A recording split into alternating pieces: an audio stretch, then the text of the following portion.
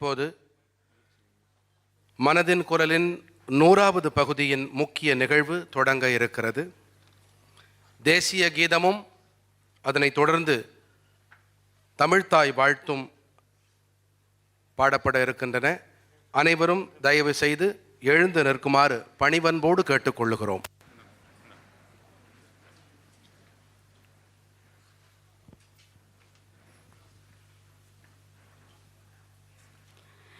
जनगण मन अधिनायक जय हे भारत भाग्य विधाता, पंजाब सिंध गुजरात मराठा द्राविड उत्कल बंगा, विंध्य हिमाचल यमुना गंगा उच्चल जलधि तरंगा, तब शुभ नामे जागे, तब शुभ आशीष मांगे, गाहे तब जय गाता, जनगण मंगलदायक जय हे भारत भाग्य विधाता, जय हे जय हे जय हे जय जय जय जय हे.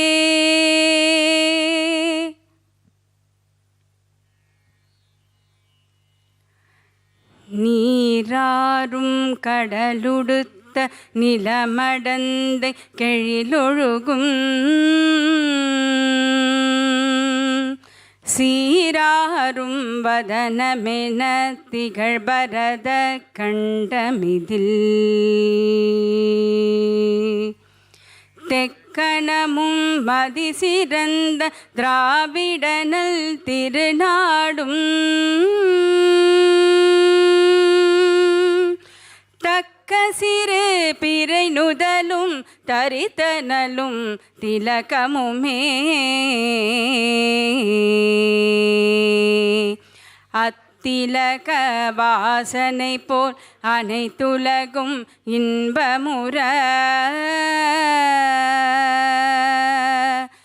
எத்திசையும் புகழ் மணக்க இருந்த பெரும் தமிழனங்கே, தமிழனங்கே உன் சீரிழமை திறவியந்து செயல் மறந்து வாழ்த்துதுமே வாழ்த்துதுமே வாழ்த்துதுமே.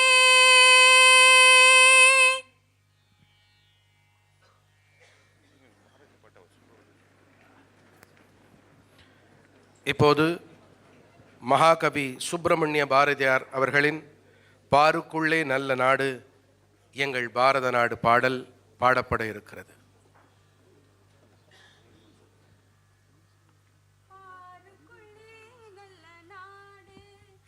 எங்கள் பாரத நாடு பாரத நாடு பாருக்குள்ளே நல்ல நாடு, எங்கள் பாரத நாடு பாரத நாடு பாருக்குள்ளே நல்ல நாடு, ஞானத்திலே பரமோணத்திலே உயர் மானத்திலே அன்னதானத்திலே கானத்திலே அமுதாக நிறைந்த கவிதையிலே உயர் நாடு எங்கள் பாரத நாடு,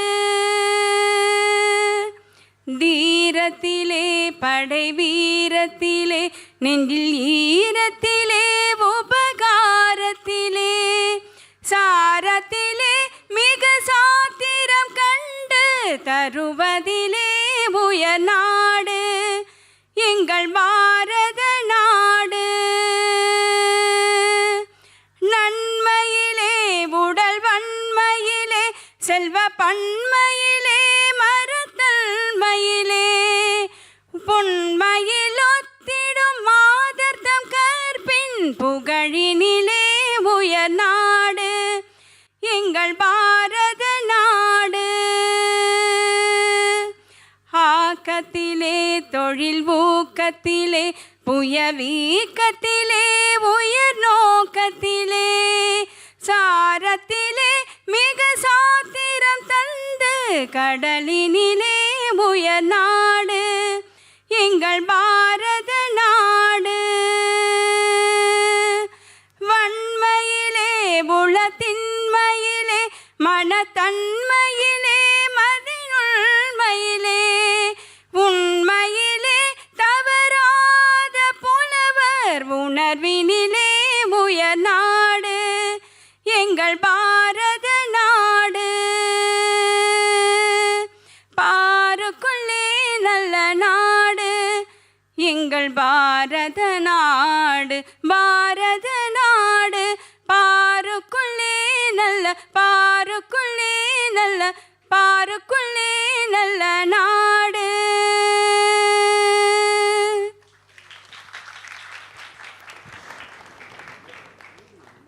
நண்பர்களே, மாண்புமிகு தமிழ்நாடு ஆளுநர் ஆர் என் ரவி அவர்களும் முக்கிய விருந்தினர்களும் குத்துவிளக்கினை ஏற்றி வைத்து விழாவுக்கு ஒளியேற்றி வைக்கின்றார்கள். முதலில் மாண்புமிகு தமிழ்நாடு ஆளுநர் அவர்கள். மாண்புமிகு ஆளுநர் அவர்களின் துணைவியார் அவர்கள், ஆளுநர் அவர்களின் முதன்மை செயலாளர், என்வாயன்மெண்டல் ஃபவுண்டேஷனின் தலைவர் அருண் கிருஷ்ணமூர்த்தி அவர்கள், ஆசிரியர் ஹேமலதா அவர்கள், தயவு செய்து வந்து குத்துவிளக்கினை ஏற்றி வைத்து இந்த 100வது பகுதி சிறப்பு மனதின் குரலை சிறப்பிக்குமாறு தாழ்மையோடு கேட்டுக்கொள்ளுகிறோம்.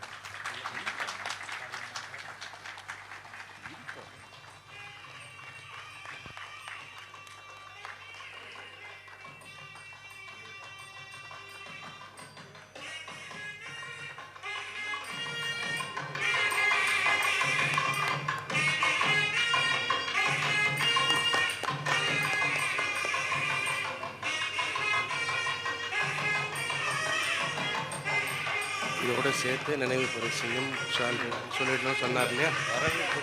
அவங்க பார்த்துக்குவாங்க. அவர் பேர் சொல்லணும் கவர்னர் கூப்பிட்டு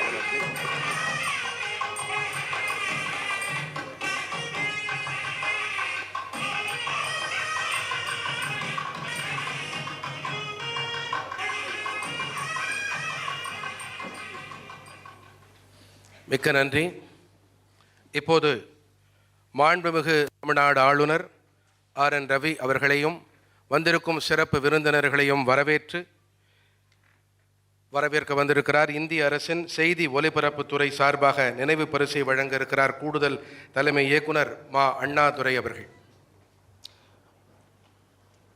மாண்புமிகு ஆளுநர் அவர்களே, வந்திருக்கின்ற பெரியோர்களே, உங்கள் அனைவருக்கும் என்னுடைய வணக்கத்தை தெரிவித்துக் கொள்கிறேன். உலகத்தின் எந்த தலைவரும் இதுவரை செய்திருக்காத வகையில் நாட்டு மக்களோடு ஒரு பிரதமர் 100 மாதங்களாக தொடர்ந்து உரையாற்றி வருகின்ற அதிசயமாக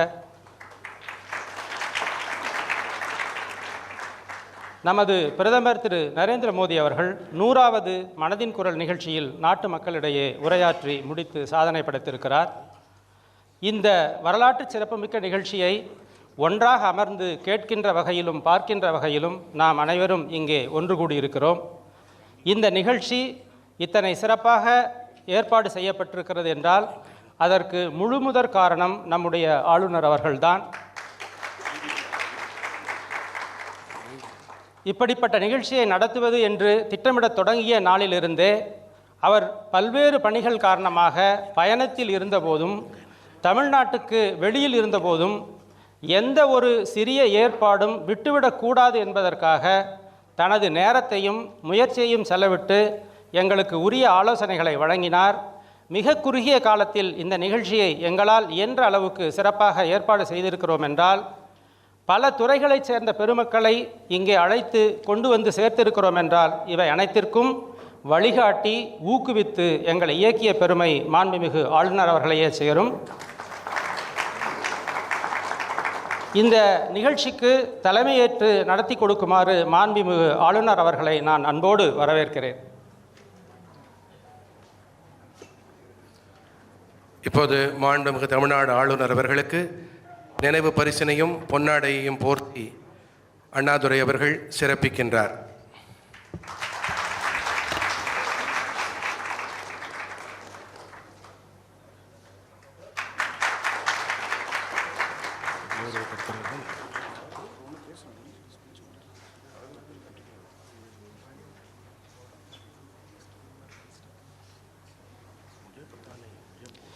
இன்று இந்த அவையில் பல்வேறு துறைகளில் மிக பெரும் சாதனைகளை படைத்த ஆன்றோர் பெருமக்கள் பலர் வந்திருக்கிறார்கள். அவர்களில் பலரது உழைப்பு அளப்பரியது என்றாலும் குடத்திலிட்ட விளக்காக இருந்து வந்தது. ஆனால் கடந்த கால மனதின் குரல் நிகழ்ச்சியில் பிரதமர் அவர்களால் குறிப்பிட்டு பேசப்பட்ட பிறகு இன்று அவர்கள் நாடெங்கும் உலகெங்கும் அறியப்பட்டவர்களாக போற்றப்படுபவர்களாக திகழ்கிறார்கள். அப்படிப்பட்ட பெருமக்கள் இங்கே முன்வரிசையில் அமர்ந்திருக்கிறார்கள். நமது நாட்டின் மிக உயரிய விருதான பத்ம விருதை பெற்ற ஆன்றோர்களும் இங்கே வந்து அமர்ந்திருக்கிறார்கள். கடினமான சூழ்நிலைகளிலும் பல தியாகங்களை செய்து நாட்டின் பாதுகாப்பு பணியில் ஈடுபட்டு உழைத்து பணி நிறைவு ஆற்றிய பெரியோர்களும் இங்கே வந்திருக்கிறார்கள். பல்துறை அறிஞர்கள், கல்வியாளர்கள் தங்களது தன்னலமற்ற தொண்டால் நாட்டு மக்களின் வாழ்க்கையில் மாற்றங்களை செய்து கொண்டிருக்கும் பெருமக்கள் இங்கே வந்திருக்கிறார்கள். உரிய ஊதியமே கிடைக்காத போதும் அயராமல் உழைத்து உலகுக்கு சோறூட்டி கொண்டிருக்கும் விவசாயிகள் வந்திருக்கிறார்கள். இசைத்துறை, திரைத்துறை பிரபலங்கள் பலரும் வந்திருக்கிறார்கள். விளையாட்டு, கலை இலக்கிய துறைகளில் சாதனை படைத்த பலர் வந்திருக்கிறார்கள். பல்வேறு அரசு துறைகளில் பணியாற்றி நிறைவு செய்த மூத்த அதிகாரிகள் வந்திருக்கிறார்கள். ஊடகம் உள்ளிட்ட பல்வேறு துறைகளில் குறிப்பிடத்தக்க சாதனை படைத்த தொழில், வர்த்தகம் சார்ந்த பெருமக்கள் வந்திருக்கிறார்கள். ஒரு அரங்கத்தில் நடைபெறும் இதை போன்றதொரு நிகழ்ச்சியை உலகத்தின் மூலை முடுக்கில் எங்கிருந்தாலும் தொலைதூரத்தில் இருக்கின்ற மக்களுக்கும் கொண்டு சேர்க்கும் வகையிலே பணியாற்றி கொண்டிருக்கின்ற ஊடக நண்பர்கள் இங்கே வந்திருக்கிறார்கள். தமிழகத்தின் முன்னணி ஆன்றோர் பெருமக்கள் அனைவரும் இங்கே கூடியிருக்கின்ற இந்த நேரத்தில் உங்கள் ஒவ்வொருவரையும் பெயர் சொல்லி பாராட்டி வரவேற்க வேண்டும் என்பதுதான் முறை என்றாலும் கூட அதற்கு உரிய கால அவகாசம் இல்லாத காரணத்தால் நான் உண்மையிலேயே வருத்தப்படுகிறேன். அதற்காக என்னை பொறுத்து கொள்ள வேண்டும் என்று கேட்டுக்கொண்டு உங்கள் அனைவரையும் நான் இருகரம் கூப்பி வரவேற்கிறேன். மத்திய அரசின் செய்தி ஒலிபரப்புத் துறையின் கீழ் செயல்பட்டு வருகின்ற சென்னை வானொலி நிலையம், பொதிகை தொலைக்காட்சி நிலையம், பத்திரிகை தகவல் அலுவலகம், மண்டல மக்கள் தொடர்பகம் உள்ளிட்ட அலுவலகங்களில் பணியாற்றும் நண்பர்களும், குறிப்பாக சற்று முன் நாம் கேட்ட பிரதமரின் குரலாகவே தமிழில் ஒழித்து கொண்டிருக்கும் குரலுக்கு சொந்தக்காரரான சுதர்சன் அவர்களும், ஆளுநர் மாளிகையில் பல்வேறு நிலைகளில் பணியாற்றி கொண்டிருக்கும் நண்பர்களும் இந்த நிகழ்ச்சி சிறப்பாக நடந்தேற வேண்டும் என்பதற்காக கடந்த பல நாட்களாக இரவு பகல் பாராமல் கடுமையாக உழைத்திருக்கிறார்கள். அவர்கள் அனைவரையும் பாராட்டி வரவேற்கிறேன். இந்த நிகழ்ச்சி சிறப்பாக இப்போது நடந்து கொண்டிருப்பதற்காக உழைத்து கொண்டிருக்கின்ற மதிய உணவு, மேடை அமைப்பு, அலங்காரம், உபசரிப்பு, பாதுகாப்பு உள்ளிட்ட பணிகளை மேற்கொண்டிருக்கும் இன்முகத்தோடு அவற்றை நிறைவேற்றி கொண்டிருக்கும் நண்பர்கள் அனைவரையும் நான் அன்போடு வரவேற்கிறேன். இந்த வரலாற்று சிறப்பு மிக்க நிகழ்ச்சிக்கு வந்திருக்கும் உங்கள் அனைவரையும் வருக வருக என்று வரவேற்கிறேன். வணக்கம். மிக்க நன்றி அண்ணாதுரை அவர்களே. இப்போது மாண்புமிகு பிரதமரின் மனதின் குரலில் பிரதமர் குறிப்பிட்டிருக்கும் ஆளுமைகளை மாண்புமிகு தமிழ்நாடு ஆளுநர் RN ரவி அவர்கள் கௌரவப்படுத்துகிறார். முதலில் KC மோகன் அவர்கள்.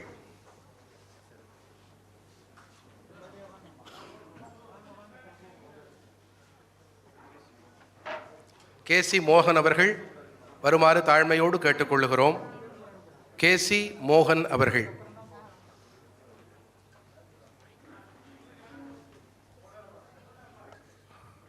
அடுத்ததாக கன்னிகா அவர்கள்.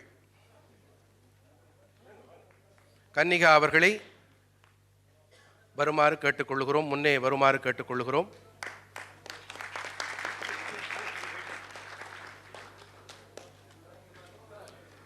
அடுத்ததாக கருப்பையா அவர்கள்.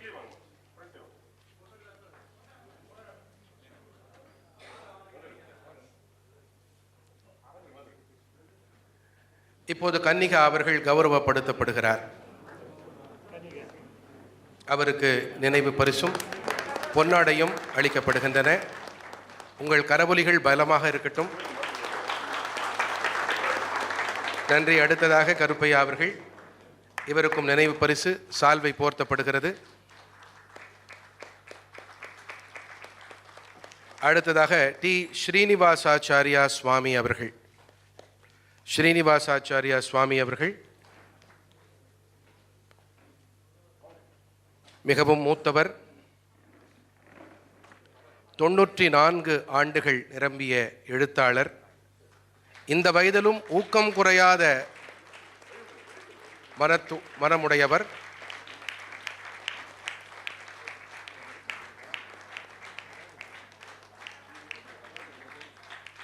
ஆளுநர் அவர்கள் அவருக்கு வணக்கம் தெரிவித்து அவருக்கு நினைவு பரிசையும் பொன்னாடையையும் போர்த்துகிறார்.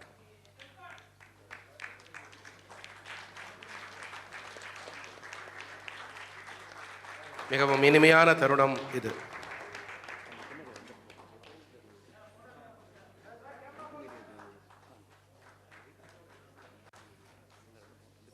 அடுத்ததாக ஹேமலதா அவர்கள், ஆசிரியை ஹேமலதா அவர்கள்.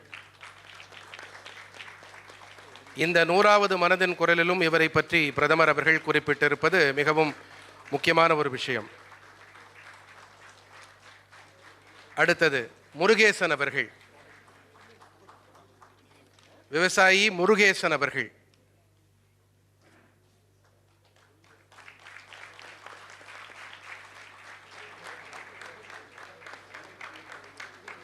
பொன்னாடை போர்த்தி மாண்புமிகு ஆளுநர் அவர்கள் இவரை சிறப்பிக்கிறார். அடுத்ததாக குரு பிரசாத் அவர்கள், குரு பிரசாத் அவர்கள்.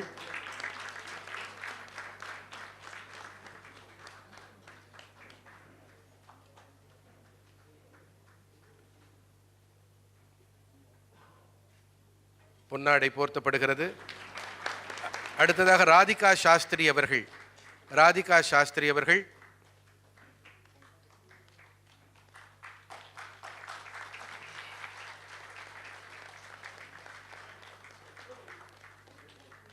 நினைவு பரிசு வழங்கப்படுகிறது. அடுத்ததாக மணிமுத்து, கஞ்சிரங்கை பஞ்சாயத்து சிவகங்கையைச் சேர்ந்த பிரதிநிதி வருகிறார். கஞ்சிரங்கை பஞ்சாயத்து சிவகங்கை, காஞ்சிரங்கா.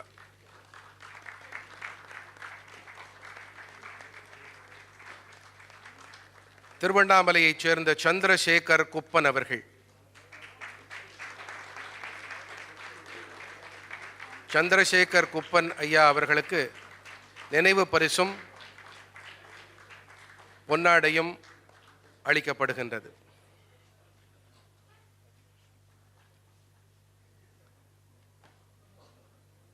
அடுத்ததாக என்வாயன்மெண்டல் ஃபவுண்டேஷன் ஆஃப் இந்தியா என்ற அரசு சாரா அமைப்பை இயக்கி வரும் அருண் கிருஷ்ணமூர்த்தி அவர்கள்,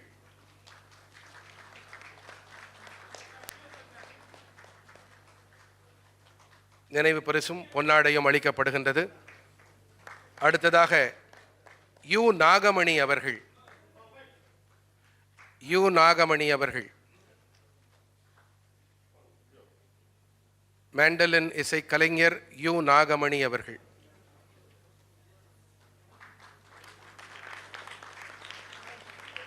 அடுத்ததாக அருள்மொழி அவர்கள்,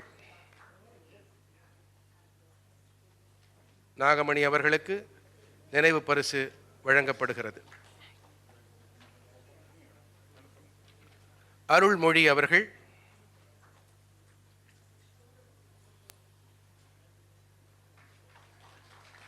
அடுத்ததாக பிரசித்தி சிங் அவர்கள்,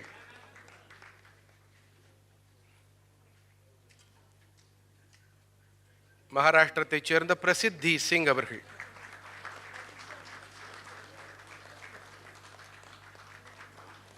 தூத்துக்குடி மாவட்டத்தைச் சேர்ந்த முடிதிருத்துவோர் பொன் மாரியப்பன் அவர்கள்.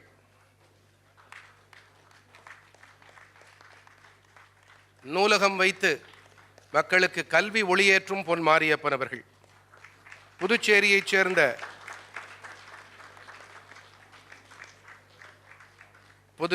சேர்ந்த மாலதி செல்வம் அவர்கள்.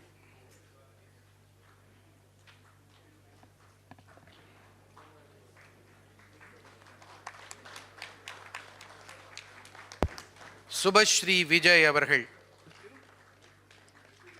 சுபஸ்ரீ விஜய் அவர்கள் முன்னே வந்து நினைவு பரிசினையும் சால்வையையும் பெற்றுக்கொள்ளுமாறு தாழ்மையோடு கேட்டுக்கொள்கிறோம்.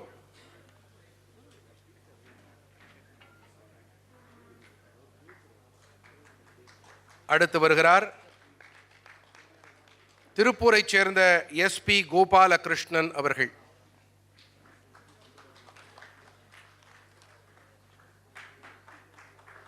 நீங்கள் அளிக்கும் கரவொலிகள் அவர்களுக்கு ஊக்கம் அளிக்கிறதோ இல்லையோ, உங்களுக்கு இது ஊக்கிகளாக இருக்க வேண்டும். நன்றி நன்றி நண்பர்களே. லெப்டினன்ட் கர்னல் துவாரகீஷ் அவர்கள். மிக பெரும் சாதனை படைத்திருக்கும் லெப்டினன்ட் கர்னல் துவாரகீஷ் அவர்கள் முழுமையான மாற்றுத்திறனாளியாக இருந்தும் கூட இன்றும் இராணுவ சேவையில் ஈடுபட்டு வரும் லெப்டினன்ட் கர்னல் துவாரகீஷ் அவர்கள் 7 பேர்கள் தன்னுடனே அழைத்துக் கொண்டு இந்த 7 மாற்றுத்திறனாளிகளையும் சியாச்சின் மலை உச்சியை கடந்த லெப்டினன்ட் கர்னல் துவாரகீஷ் அவர்கள்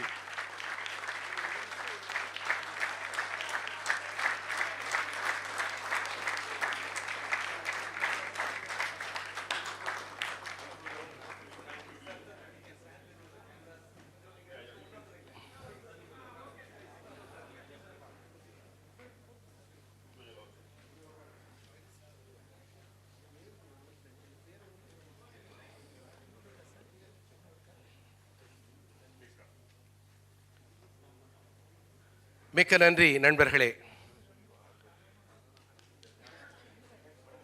மனதின் குரலில் குறிப்பிட்டிருக்கும் விவசாயிகள் விவசாயம் சார் பொருட்களை மாண்புமிகு ஆளுநரிடம் இப்பொழுது அளிக்க இருக்கின்றார்கள். வாழை விவசாயி முருகேசன் அவர்கள், அத்திக்கடவு சுப்பிரமணியம் அவர்கள், பாரம்பரிய நெல் ரகங்களை சாகுபடி செய்யும் ராஜீவ் அவர்கள், ஆறுபாதி கல்யாணம் அவர்கள், ஐத்துணை வேலுச்சாமி அவர்கள், நிறைவாக குருசாமி அவர்கள். இவர்கள் மனதின் குரலில் குறிப்பிட்டிருக்கும் விவசாயிகள். இவர்கள் விவசாயம் சார் பொருட்களை மாண்புமிகு ஆளுநரிடம் அளிக்க இருக்கின்றார்கள்.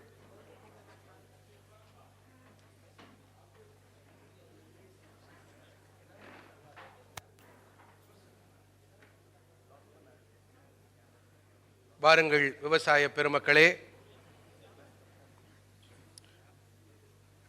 முருகேசன் அவர்கள், சுப்பிரமணியம் அவர்கள், ராஜீவ் அவர்கள், கல்யாணம் அவர்கள், வேலுச்சாமி அவர்கள், குருசாமி அவர்கள், இந்த விவசாய பெருமக்கள் விவசாயம் சார் பொருட்களை மாண்புமிகு ஆளுநரிடம் அளிக்க இருக்கின்றார்கள்.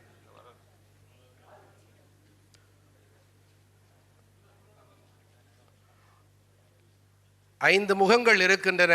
6வது முகத்தை தேடிக்கொண்டிருக்கிறோம். ஆறுமுகம் அவர்கள் வந்துவிட்டார். இதோ வந்து விட்டார்.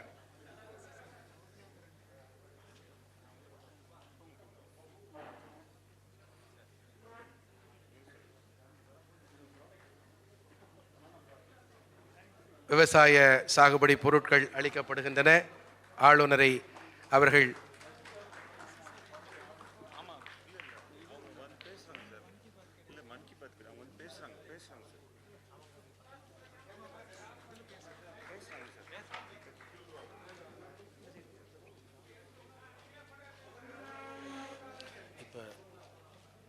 மன் கி பாத் அனுபவம் ஒவ்வொருத்தரும் தனித்தனியாக சொல்கிறது தானே. இல்லை இல்லை, அது ரேட்டு அவங்க வந்து பேசுவாங்க இல்லையா.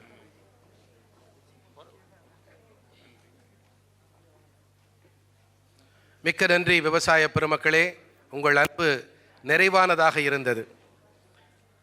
இப்போது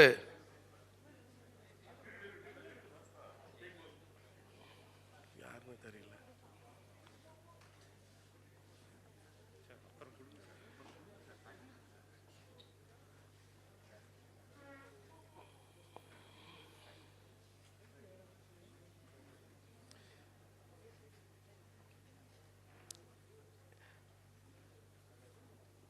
மனதின் குரலின் இந்த 100 பகுதி பயணம் தொடர்பான தங்களுடைய அனுபவங்களை பகிர்ந்து கொள்ள இருக்கின்றார்கள். இப்போது நாம் அழைக்கவிருக்கும் சிறப்பு விருந்தினர்களின் சிறப்பு பிரதிநிதிகள். மனதின் குரலில் மாண்புமிகு பிரதமர் குறிப்பிட்ட ஆளுமைகளும் இவர்களில் அடக்கம். 10 வயதான பிரசித்தி சிங் இந்திய சாதனைகள் புத்தகத்தின் மிகவும் இளமையான பழங்கள் அடங்கிய காட்டினை உருவாக்கி சாதனை படைத்திருக்கிறார். பிரதம மந்திரியின் தேசிய பாலர்கள் விருதினை பெற்றவர். பிரதமரின் பெண் குழந்தைகளுக்கான பெண் குழந்தைகளை காப்போம், பெண் குழந்தைகளுக்கு கல்வி அளிப்போம் தேசிய இயக்கத்தின் தூதுவர் 10 வயதான பிரசித்தி சிங். மேடை உங்களுடையது. Thank you so much for that generous introduction. Greetings, namaste and vanakkam. I am Prasiddhi Singh, founder of Prasiddhi Forest Foundation. I am an environmentalist and social entrepreneur. I've planted 1 lakh trees.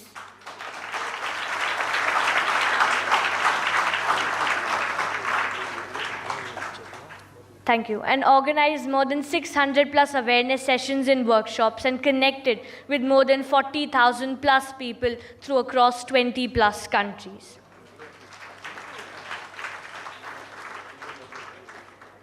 I'm Prime Minister, National Child Awardee, Brand Ambassador of Save Girl Child, Educate Girl Child Literacy Campaign, and Child Ambassador of Green Tamil Nadu Mission. From always, I have been inspired from nature, and my planting journey started when I was 4 years of age.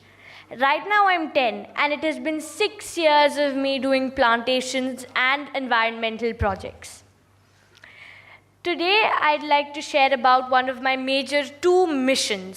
My first mission is to keep planting trees to enhance biodiversity until it becomes our culture. And my second mission is to bring people together and keep spreading awareness until it gets translated in our literature. During this journey of mine, our Honorable Prime Minister, Shri Narendra Modi ji, had shared with me 3 sankalpas. The first sankalpa was regularity. To be regular in whatever project I'm doing. So for instance, if I'm doing something for the planet, I need to be regular. The second sankalpa he mentioned was to be on the promise I've made to the nation. So if I've decided I want to plant 1 lakh trees and heal our earth, I have to stand to that promise. The third one was to be humble. And even I say, if you'll be humble, you'll never stumble.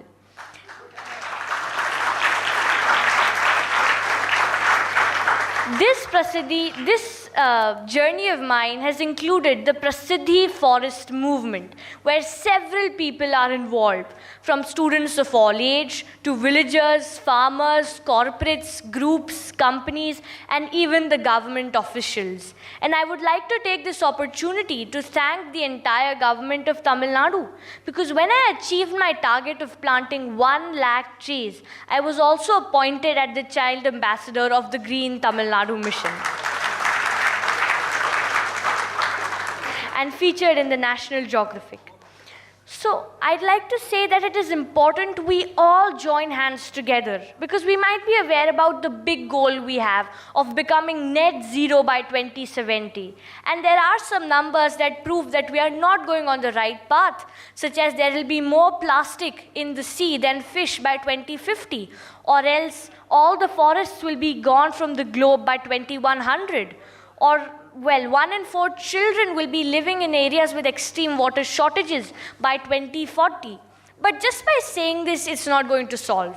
We all need to join hands together, because I believe that as we go in this Amrit Kal, it has been 75 years of independence that we've always been blaming. It is time that we join hands together and build an impact. And this is what I wanted to share with all of you. And I'd like to tell that the world is facing unprecedented challenges, and humanity is faced with a choice to go on an unsustainable trajectory, or to stop, listen, and learn from nature. So, speaking of Mother Nature, I would like to conclude by thanking our Honorable Prime Minister and our Honorable Governor Ji, and also show respect to our soil by saying, Unava kaadagali amaipum, iyarkai vagai vivasayam seivum, man valam kappum.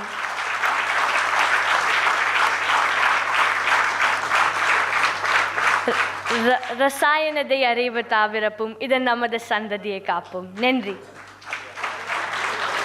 Thank you. நன்றி மிக்க நன்றி. அதாவது பொதுவாக நாம் சொல்லும் பொழுது நிறைய விஷயங்களை தெரிஞ்சவங்களை பற்றி சொல்லும்போது நாலும் தெரிஞ்சவங்க அப்படின்னு சொல்லுவாங்க.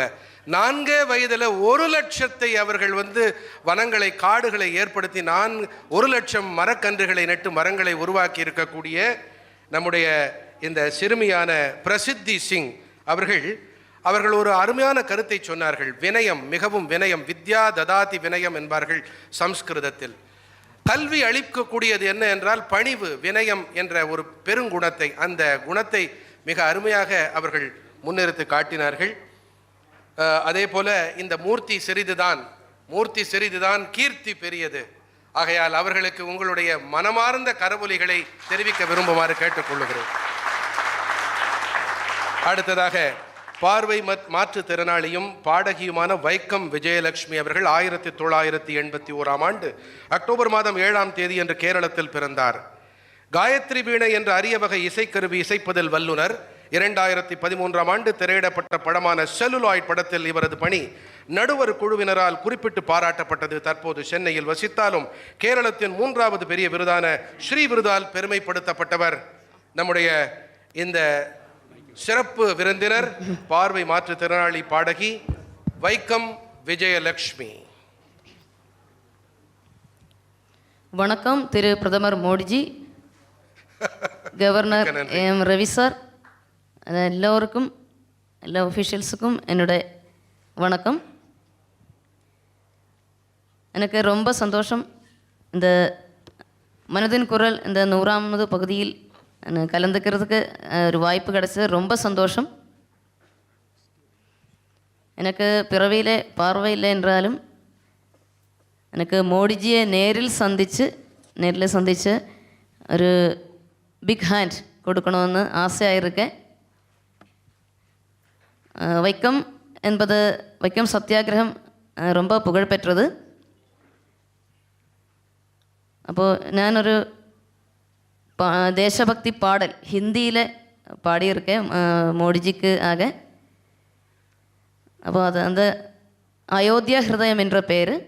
அப்போ அந்த பேர் கானம் கம்போஸ் பண்ணியது famous music director and lyricist Sri Alleppey Ranganath sir மலையாளத்தில் ரிட்டர்ன் பண்ணி அதுக்கப்புறம் ஹிந்தியில் டிரான்ஸ்லேட் பண்ணியது Hindi professor N Sasikumar sir, Kanakkari in Kerala.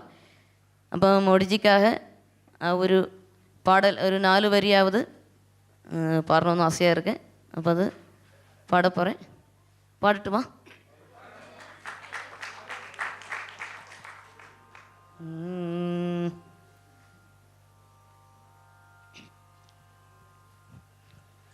Polo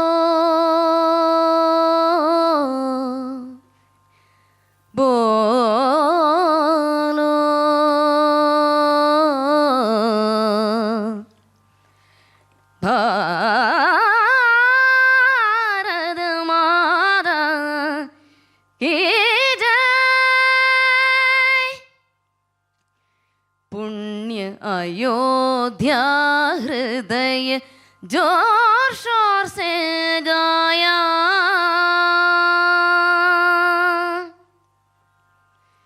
पुण्य अयोध्या हृदय जोर शोर से गाया।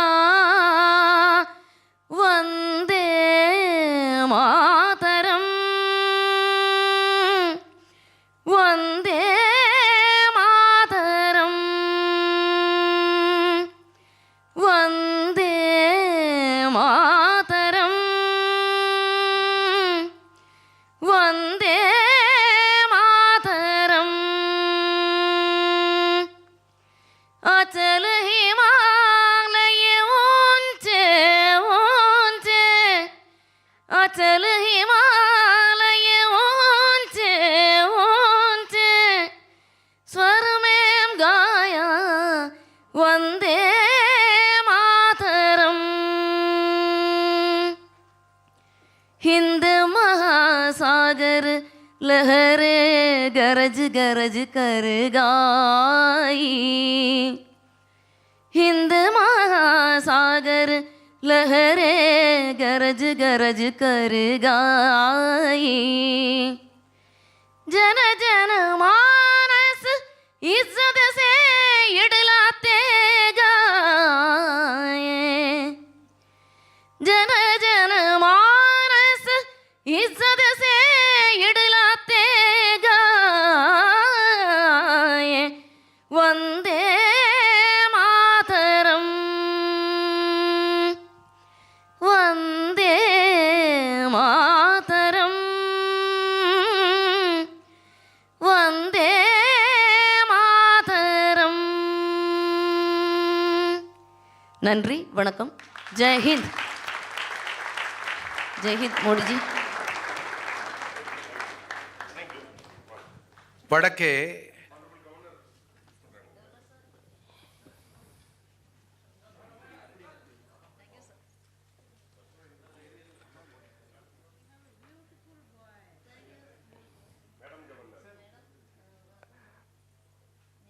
மாண்புமிகு ஆளுநரின் துணைவியார் இப்போது வைக்கம் விஜயலட்சுமி அவர்களோடு உரையாடி கொண்டிருக்கிறார். அவரை பாராட்டுகிறார்.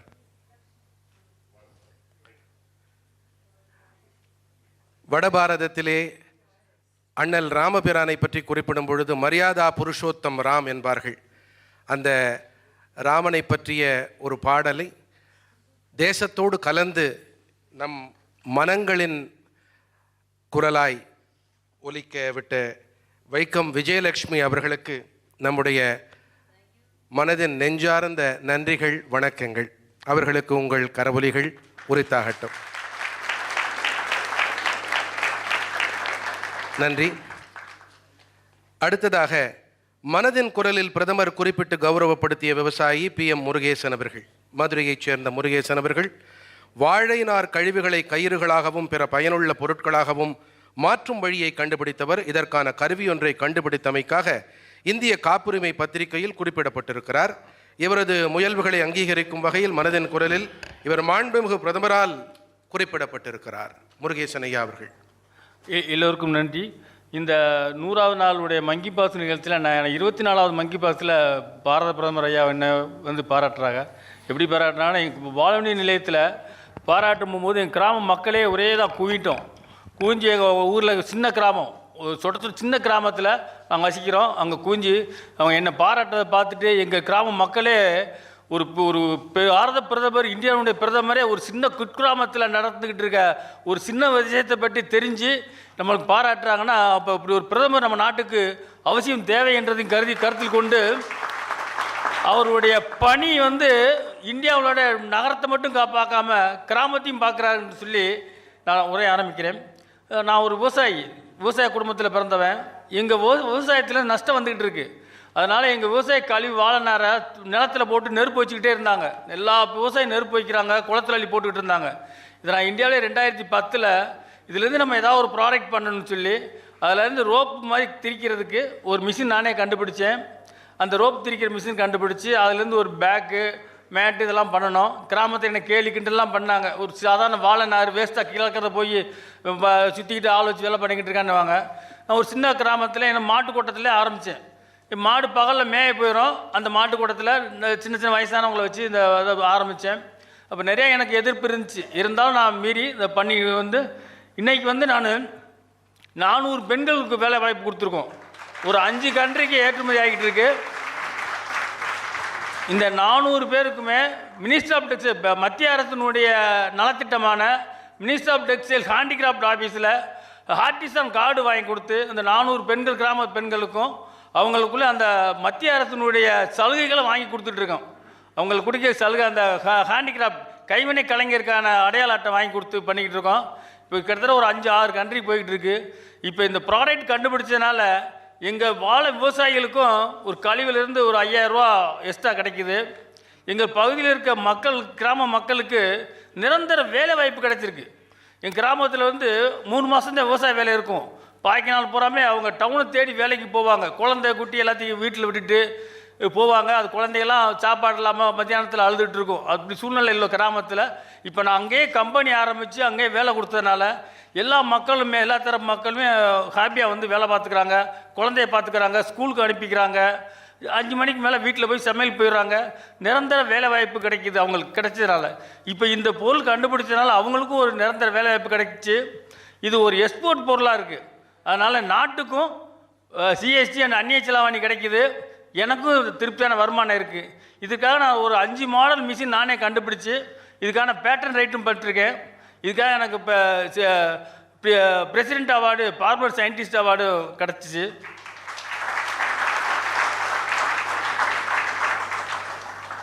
பிரதமர் நரேந்திர மோடிஜி அவர்கள் குஜராத் சீஃப் மினிஸ்டராக இருக்கும்போது எனக்கு best farmers award Madurai district எனக்கு கிடச்சிச்சு. அதையும் நான் அவர் கையில் அவர் முதலமைச்சராக இருக்க எனக்கு அவார்டு கிடச்சிச்சு. இப்போ அந்த மாதிரி சூழ்நிலையில் அவங்க பாராட்டின பின்னாடி, மன் கி பாத்தில் என்னை பாராட்டின பின்னாடி நிறைய நாட்டிலேருந்து தொடர்பு கிடைக்கிது, நிறைய மக்கள் கிடைக்கிறாங்க. எனக்கு நிறைய இப்போ அதிகமான வியாபாரம் நடந்துக்கிட்டு இருக்குது, தொழில். இது போக நான் இந்தியாவில் ஒரு 8 மாநிலத்துக்கு நானே ட்ரைனிங் கொடுத்துருக்கேன்.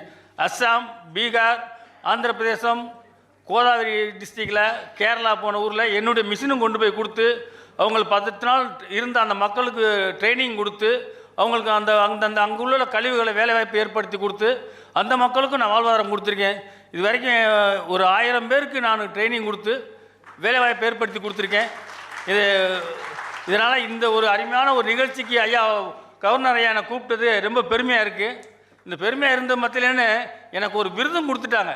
இப்போ எனக்கு இன்னமும் ஊக்கமாக பாடுபடுவேன். இன்னமும் இதுபோல் அடுத்த கழிவிலிருந்து இன்னமும் ப்ராடக்ட் தயார் பண்ணி இன்னும் மக்களுக்கு சேவை செய்யணும். நாட்டுக்கும் என்னால் ஒரு நல்ல பேர் வரணும், மக்களுக்கும் வேலை வாய்ப்பு கிடைக்கணும்.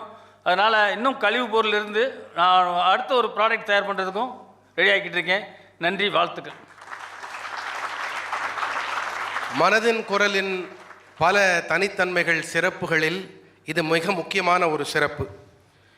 எளிய மக்களின் சாதனைகளுக்கு ஏற்றமளித்து அவற்றை வெளிச்சம் போட்டு காட்டி அவர்களுக்கு பெருமையும் அங்கீகாரமும் சேர்ப்பதோடு மற்றவர்களும் அவர்கள் மூலமாக உத்வேகம் அடைய செய்வதுதான் மனதின் குரலின் அடிநாதமான விஷயம்.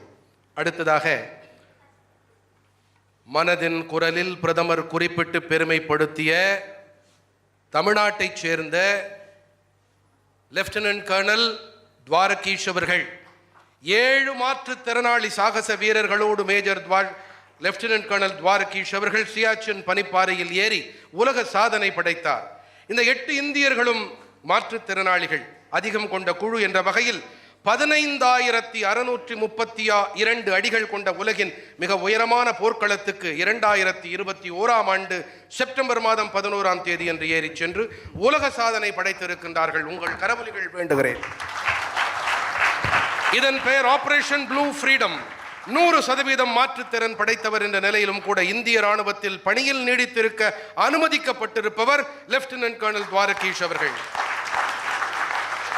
ராணுவ பணியில் ஆரம்ப கட்டத்திலேயே இவர் தனது 2 கண்களிலும் பார்வை இழப்பை சந்திக்க வேண்டியிருந்தது. இவரது மந்திர சொற்கள், நான் ஒரு படை வீரன், எப்போதுமே நான் ஒரு போர் வீரனாகவே இருப்பேன், தோல்வி என்ற ஒன்றை உங்கள் மனது ஏற்றுக்கொள்ளாத வரையில் தோல்வி என்பதே கிடையாது. இதுதான் இவரது மந்திர சொற்கள். லெப்டினன்ட் கர்னல் துவாரகீஷ் அவர்கள், மேடை உங்களுடையது.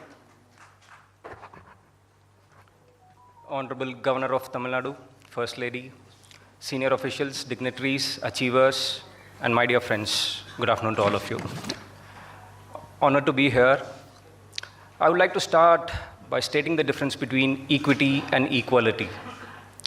What is equality? Let's say we have some apples lying here, and everybody in this arena is allowed to take 1 apple each. And somewhere a sensible guy sees that there's a person with goggles on who cannot see. He picks up this apple and makes it accessible to the person who cannot see. So this is equity. In September 2021, there was a Siachen expedition which was flagged off by our Honorable Social Justice Minister from Delhi. The aim was to take persons with disability to the world's highest battlefield. It is at 16,000 feet. It's called the Siachen Glacier. It's so different. I mean, the glacier is not just a mountain or it's not just snow. It's much beyond. Even trained soldiers find it hard to survive there. It requires a lot of training and physical endurance. It's snow-filled desert. To simply put, there's no vegetation, you can't find insects, it's hard to breathe, minus 30 degrees Celsius. And every 5 steps that you take, you want to gasp for air, and you have to keep drinking water, and the food that you eat is very, very different. It's very difficult to survive. And Army had the courage to say, we'll give this opportunity. The Social Justice Ministry had the willingness to say, let's empower these people. So we completed this expedition, gaga, everybody happy, but suddenly things started changing. The way people look at us changed. When I say us, the entire persons with disability community. Those people who said, we cannot let you into a gymnasium because you could get hurt. Those people who said, how can I teach you swimming? Because you can't see, I don't know how to teach you. Everybody started welcoming us. In fact, Army Paralympic Node, which is in Pune, gave me an opportunity to undergo training for swimming.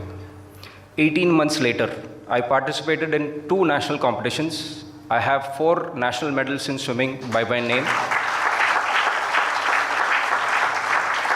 I hold the national record for breaststroke today. What's the difference? Siachen was always there.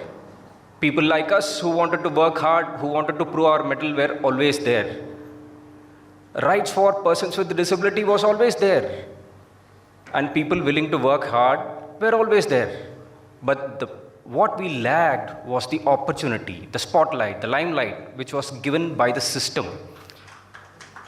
Why do we need blind IFS officers? Why do we need a visually impaired High Court judge? Because these are the synergy drivers who change the perception of people. And I aspire to be one of them. So long as I'm in the system, I wish to be in policy interventions. I'll keep working hard, and I'll bridge the gap between this community and the community which wants to work along with them. Thanks to the government, thanks to everybody who has been listening to us patiently, thanks to every single hand that holds me to move farther and higher. Thank you very much. Jai Hind. Lieutenant colonel Dwarakish அவர்கள், உங்களுடைய சொற்கள் எங்களுக்கு கருத்தூக்கம் அளிக்கின்றன. நாட்டு மக்களுக்கு இவை உத்வேக காரணிகளாக அமைகின்றன. மிக்க நன்றி லெப்டினன்ட் கர்னல் துவாரகீஷ் அவர்களே. அடுத்ததாக வடிவேல் கோபால், மாசி சடையன். அண்மையில் பத்ம விருதுகளை பெற்றவர்கள். தமிழ்நாட்டைச் சேர்ந்த இருளர் சமுதாயத்தைச் சேர்ந்த இவர்கள் சமூக பணிக்காக பத்ம விருது அளித்து கௌரவிக்கப்பட்டார்கள். இருளர் பாம்பு பிடிப்போர் கூட்டுறவு சமூகத்தில் அங்கத்தினராக இவர்கள் பாரம்பரியமாக இந்த சமுதாயம் குணப்படுத்தல், சிகிச்சை, பாரம்பரிய மருத்துவம், பாம்பு பிடித்தல் போன்ற தொழில்களோடு தொடர்புடையவர்கள். இவர்கள் பாம்பு பிடிப்பதோடு மட்டுமல்லாமல் மனிதர்களுக்கும் பாம்புகளுக்கும் இடையேயான பிணக்குகள் அது பற்றிய சர்வதேச விழிப்புணர்வை ஏற்படுத்தும் வகையிலே இவர்களுடைய செயல்பாடுகள் அமைந்திருக்கின்றன. எளிய மக்களுக்கு மேடை அமைத்து கொடுக்கும் மனதின் குரலால் இவர்கள் கௌரவப்படுத்தப்படுகின்றார்கள். மாசி சடையன், வடிவேல் கோபால் ஆகியோர். வணக்கம். என் பேர் மாசி, சென்னேரி கிராமம், செங்கல்பட்டு மாவட்டம். நான் பாம்பு பிடிக்கிற தொழில் எங்கள் அப்பா அம்மா காலத்தில் இருந்து பிடிப்பாங்க, பாரம்பரிய தொழில். என் பாரம்பரிய தொழிலை வச்சு இன்றைக்கி நான் அமெரிக்கா, தாய்லாந்து இங்கெல்லாம் போய் பாம்பு பிடிச்சேன்.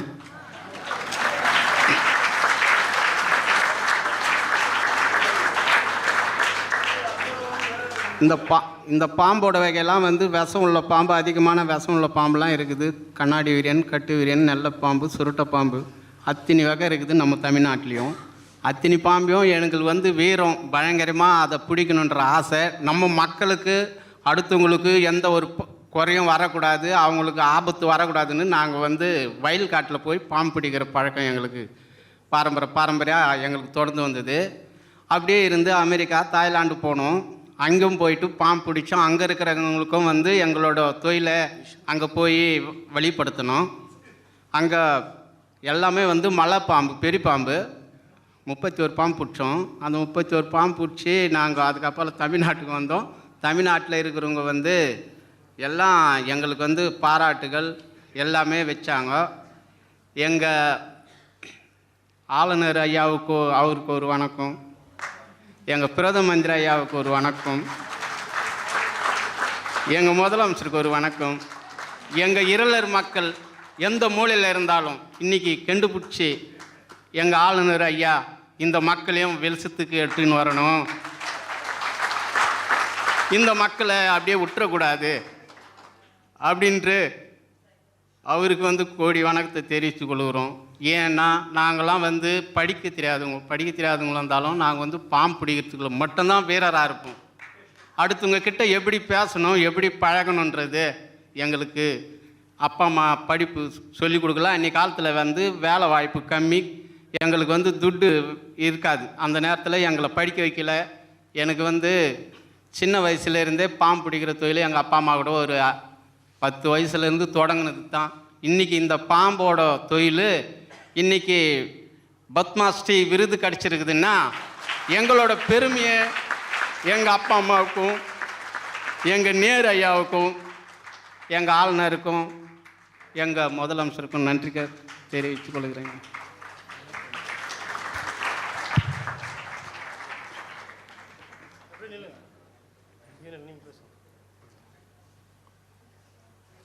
வந்திருக்கிற அனைவருக்கும் வணக்கம். என் பேர் வடிவேல், செங்கல்பட்டு மாவட்டம் சென்னேரி கிராமம் இருளர் பகுதியிலேருந்து நான் பேசுகிறேன். அப்பா அம்மா காலத்துலேருந்து காலத்துலேருந்து எங்கள் சின்ன வயதுலேருந்து எங்களுக்கு இந்த பாம்பு பிடிக்கிற தொழில் தான். பாம்பு பிடிக்கிற தொழில்னாக்கா அப்போது வறுமை ரொம்ப இதுவாக இருந்தது. அதனால் அந்த பாம்பு பிடிச்சி நாங்கள் அது தொழில் பண்ணோம். இப்போ அதில் வந்து என்ன பண்ணாங்க, ராம்லோஸ் விட்டாக்கார் ஒருத்தர் இருக்கிறார். அவர் வந்து இந்த இருளர் மக்களை வந்து ஒன்றா சேர்த்து இந்த இருளர் மக்கள் நல்லா இருக்கணும், அவங்க முன்னுக்கு வரணும் அப்படின்னு அவர் சொன்னார். அவர் சொல்லி என்ன சொன்னார்னாக்கா, வடநெம்மலின்னு இருக்குது இருளர் கூட்டூர் சங்கம், அதில் நாங்கள் உறுப்பினராக இருக்கிறோம். பொம்பளை ஆம்பளை எல்லாமே உறுப்பினராக இருக்கிறோம். அப்படி இருக்கிற அவர் என்ன பண்ணாருன்னா, இவங்க பாம்பு நல்லா பிடிக்கிறாங்க அப்படின்றதுனால அவர் என்ன பண்ணார், வெளிநாட்டுக்கு ஒரு வாய்ப்பு கொடுத்தாரு, அமெரிக்காவுக்கு. நாங்கள் அமெரிக்காவுக்கு போனோம், மாசி வடிவேல் நாங்கள் 2 பேரும், எங்களை 2 பேரையும் அவர் பண்ணி எங்களை கூட்டும் போனார். கூட்டும் போய் அங்கே 2 மாதம் தங்கணும். இந்த 2 மாதத்தில் வந்து பாம்பு அதிகமாக 31 பாம்பு பிடிச்சோம். அங்கே இருக்கிற ஐயாவங்களுக்கும் எங்களை ரொம்ப பாராட்டினாங்க. பாராட்டி விருதெல்லாம் கொடுத்தாங்க. கொடுத்து எங்களை என்ன பண்ணார், ஐயா திருப்பின்னு வீட்டில் கொண்டாந்து எங்களை கொண்டாந்து சேர்த்துட்டாங்க. சேர்த்துட்டு இந்த பத்மாசி அவார்டு விருதுனாக்கா எங்களுக்கு எதுவுமே தெரியாது. ஏன்னா எங்களுக்கு படிப்பு அறிவு இல்லை அந்த நாளில். அந்த நாள்லேருந்து சின்ன வயதுலேருந்து எங்களுக்கு கடாபரை பிடிச்சி தான் தொழில், அந்த பாம்பு பிடிக்கிற தொழில் மட்டும்தான் எங்களுக்கு. ஆனால் படிப்புன்றது அந்த மூளைக்கு எங்களுக்கு எட்டலை. அப்படின்றதுனால நாங்கள் போல் நாட்டில் போயிட்டு நாங்கள் பார்த்துக்கின்னு வந்தோம். பார்த்துன்னு வர என்ன பண்ணார், இப்போ பத்மாசி அவார்டு உங்களுக்கு அறிவிச்சிக்கிறாங்க. நாங்கள் பாம்பு பிடிக்கிற தொழிலுக்கு தான் போயிருந்தோம், கம்பெனிக்கு போயிருந்தோம், கரூருக்கு போயிருந்தோம். அங்கே போயிருக்க எங்களுக்கு இந்த அவார்டு கிடச்சிது. இது பண்ணாங்க, அறிவிச்சாங்க. எப்படின்னாக்கா உங்களுக்கு பத்மாசி அவார்டு கொடுத்துருக்குறாங்க அப்படின்னாங்க. நாங்கள் அமெரிக்கா போக அது போய் எவ்வளோ நாள் ஆகுதுன்னாக்கா ஒரு 2017 போனோம். போய் கூட மறந்துட்டோம், நாங்கள் அந்த அமெரிக்கா போனதே மறந்துட்டோம். இப்போ அந்த அவார்டு கிடச்சதுனால எங்களுக்கு ரொம்ப பெருமையாக இருக்குது. ஐயா நம்ம ஆளுநர் ஐயாவுக்கும், நம்ம கவர்னர் ஐயாவுக்கும், நம்ம குடியரசு அம்மாவுக்கும், நம்ம முதலமைச்சருக்கும் நான் நன்றியை தெரிவித்துக் கொள்கிறேன். யாருமே அறியாத, மிக்க நன்றி மிக்க நன்றி. யாருமே அறியாத, அறிமுகமே இல்லாத நபர்களுக்கு விருதுகளை வழங்கி சிறப்பிப்பதுதான் இப்பொழுது இந்த பத்மா விருதுகள் இப்படிப்பட்ட எளியவர்களுக்கு கிடைக்க ஒரு வாய்ப்பாக அமைந்திருக்கிறது. அதே போல மனதின் குரல் 100வது பகுதியிலும் இவர்களுக்கு இத்தகைய ஒரு பெரிய அங்கீகாரத்தை அளித்திருக்கிறது. மனதின் குரலில் அடிநாதமான எளியவர்களுக்கு அங்கீகாரம் என்ற மையப் பொருள்தான். அடுத்ததாக ராஜீவ், நெல் ஜெயராமன் ஆகியோர் விவசாயிகள். இவர்கள் ராஜீவ் அவர்களும் இவரது மாமனுமான நெல் ஜெயராமன் என்று அழைக்கப்படும் ஜெயராமன் அவர்களும் இயற்கை விவசாயத்தின் கொடிதாங்கிகள், சுற்றுச்சூழல் ஆர்வலர்கள், தமிழ்நாட்டின் விவசாயிகள் தலைவர். இவர்கள் இருவரும் 150 பாரம்பரிய நெல் ரகங்களுக்கு கடந்த 20 ஆண்டுகளில் மீள் உயிர்ப்பு அளித்திருக்கின்றார்கள். இன்று இவரது முயற்சிகள் காரணமாக பாரம்பரிய நெல் ரகங்களை பயிர் செய்வதில் 40,000க்கும் மேற்பட்ட விவசாயிகள் ஆர்வத்தோடு ஈடுபட்டு வருகின்றார்கள். 2013ஆம் ஆண்டு இவர்களுடைய முயல்வுகள் இவர்களுக்கு தேசிய புதுமைகள் கண்டுபிடிப்பு நிறுவனமானது பெஸ்ட் ஜெனோம் சேவியர் விருதினை அளித்து கௌரவித்தது. இதை இவர்கள் அப்போதைய குடியரசுத் தலைவரிடமிருந்து பெற்றார்கள். ராஜீவ் அவர்கள். போற்றுதலுக்கும் மரியாதைக்கும் உரிய மாண்புமிகு ஆளுநர் அவர்களுக்கும், நிகழ்ச்சியில் கலந்து கொண்டு சிறப்பித்து கொண்டிருக்கும் தலைசிறந்த ஆளுமை அவர்களுக்கும் என்னுடைய வணக்கத்தை தெரிவித்துக் கொள்கிறேன். என்னுடைய பேர் பார்த்திங்கன்னா ராஜீவ். டெல்டா மாவட்டத்தில் ஒரு மாவட்டமாக இருக்கக்கூடிய திருவாரூர் மாவட்டத்திலேருந்து வந்திருக்கிறோம். எங்களுடைய பணி என்னென்னா, ஒவ்வொரு வருடமும் தேசிய அளவில் நெல் திருவிழா நடத்தி 15,000க்கும் மேற்பட்ட விவசாயிகளை ஒருங்கிணைந்து அவர்களை இயற்கை விவசாயத்திற்கு மாற்றக்கூடிய வேலைகளையும், கலந்து கொள்ளும் அனைவருக்கும் பாரம்பரிய விதைகளை 2 கிலோ வீதம் இலவசமாக வழங்கி வரும் வேலையையும் தொடர்ந்து செய்து வருகிறோம். இந்த நேரத்தில் ஒருவரை நாம் நினைவுபடுத்த கடமைப்பட்டுள்ளோம். மறைந்த இயற்கை வேளாண் விஞ்ஞானி ஐயா நம்மாழ்வார் அவர்களையும், பாரம்பரிய நெல் ரகங்களை மீட்டெடுத்த ஐயா நெல் ஜெயராமன் அவர்களையும் உங்கள் பரத்த கரவொலியுடன் அவர்களை நினைவு ஏற்படுத்துவோம். நெல் என்பது வெறும் சொல்லல்ல, நமது பண்பாடு, பாரம்பரியம், கலாச்சாரம் என்று தனது வாழ்நாள் முழுவதும் பாரம்பரிய நெல் ரகங்களை மீட்டெடுத்து நமக்காகவும் நம் எதிர்கால சன்னதிகளுக்காகவும் கொடுத்து வந்த மனிதர்கள் அவர்கள் 2 பேரும். இந்த நேரத்தில் மாண்புமிகு தமிழக ஆளுநர் அவர்களிடம் ஒரு கோரிக்கை வைக்க கடமைப்பட்டுள்ளோம். அவர்களின் பணியை அங்கீகரிக்கும் விதமாக பத்மஸ்ரீ விருதுக்கு அவர்களை பரிந்துரை செய்ய வேண்டும் என்று உங்களின் பரத்த கருவொலி மூலம் மாண்புமிகு ஆளுநர் அவர்களுக்கு இந்த கோரிக்கையை வேண்டுகோளையும் விடுவிக்கிறோம். இன்றைக்கி நமக்கு படிப்பு கிடச்சிரும், தலை சிறந்த மருத்துவ வசதிகள் கிடைத்திரும், எல்லாமே நமக்கு கிடச்சிரும். ஆனால் உங்களுக்கு கோடி ரூபாய் கொடுத்தா கூட நஞ்சில்லாத உணவு கொடுக்க உழவர்களால் மட்டும்தான் முடியும். அந்த உழவர்களை இந்த நேரத்தில் நம்ம பெருமைப்படும் விதமாக அவங்கள நம்ம மரியாதை செய்யணும். அது மட்டும் இல்லாமல் நம்மளுடைய பாரம்பரிய நெல் ரகங்களில் நமக்கே இன்னும் தெரியாத பொழுது நம்ம எதிர்கால சன்னதிகளுக்கு கொண்டு போய் சேர்க்கக்கூடிய பணியை தொடர்ந்து செஞ்சு இன்றைக்கி அவங்க இறந்துட்டாங்க. ஆனால் அந்த பணியை தொடர்ந்து அவர்களோடு பயணித்த பல முன்னோடி இயற்கை விவசாயிகள் செஞ்சுட்டு வராங்க. ஒரு சில பெயர்கள் இந்த இடத்துல பதிவு பண்ணணும்னு ஆசைப்பட்றேன். நம்மளோட விட்டு போன பாரம்பரிய நெல் ரகங்களுடைய பெயர்களை: காட்டு யானம், மாப்பிள்ளை சம்பா, 60ஆம் குருவை, தூயமல்லி, ஆத்திருக்கு செடி, வாசனை ஜீரசம்பா போன்ற 174க்கும் மேற்பட்ட பாரம்பரிய நெல் ரகங்கள் நம்மகிட்ட இருந்துச்சு, நம்ம முன்னோர்கள் இருந்துச்சு, பல சிறுதானியங்கள் இருந்துச்சு. இன்றைக்கி அது எல்லாமே நம்மளை விட்டு போயிடுச்சு. ஆனால் இப்போ மீட்டெடுத்து உழவர்கள் இதை செஞ்சிட்ருக்காங்க. ஆனால் அதை வாங்கி சாப்பிட்றதுக்கான விருப்பமும் விழிப்புணர்வும் உங்கள்கிட்ட இல்லை.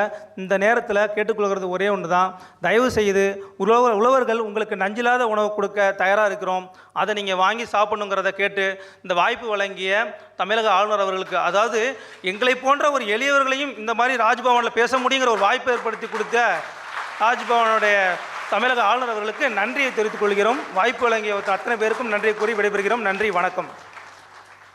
நன்றி ராஜீவ் அவர்களே. உழுதுண்டு வாழ்வாரே வாழ்வார், மற்றெல்லோரும் தொழுதுண்டு பின் செல்பவர் என்ற குரலுக்கு ஏற்ப அவர்கள் உழவுக்கு ஒரு புதிய பரிமாணத்தை ஏற்படுத்தி வருகின்றார். அவர்களுக்கு உங்கள் கரவொலிகள் உரித்தாகட்டும். மிக்க நன்றி. அடுத்ததாக வி.கே. தனபாலன், தொழில் முனைவோர். வீரச்சொங்கலி கண்ணையா தனபாலன் அவர்கள் திருச்செந்தூரில் பிறந்து சென்னைக்கு 1981ஆம் ஆண்டு வந்தார். வீடில்லா நிலையில் சென்னை எழும்பூர் ரயில் நிலையம் அவரது வீடானது. அமெரிக்க தூதரகத்தில் மற்றவர்களுக்கு இடம் பிடித்து உதவும் வகையில் அதன் மூலம் ஊதியம் ஈட்டினார். 1986ஆம் ஆண்டு ஜனவரி மாதம் 17ஆம் தேதியன்று தமிழ்குரல் என்ற உலகின் முதல் தமிழ் இணைய வானொலியை தொடக்கினார் வி.கே. தனபாலன் அவர்கள்.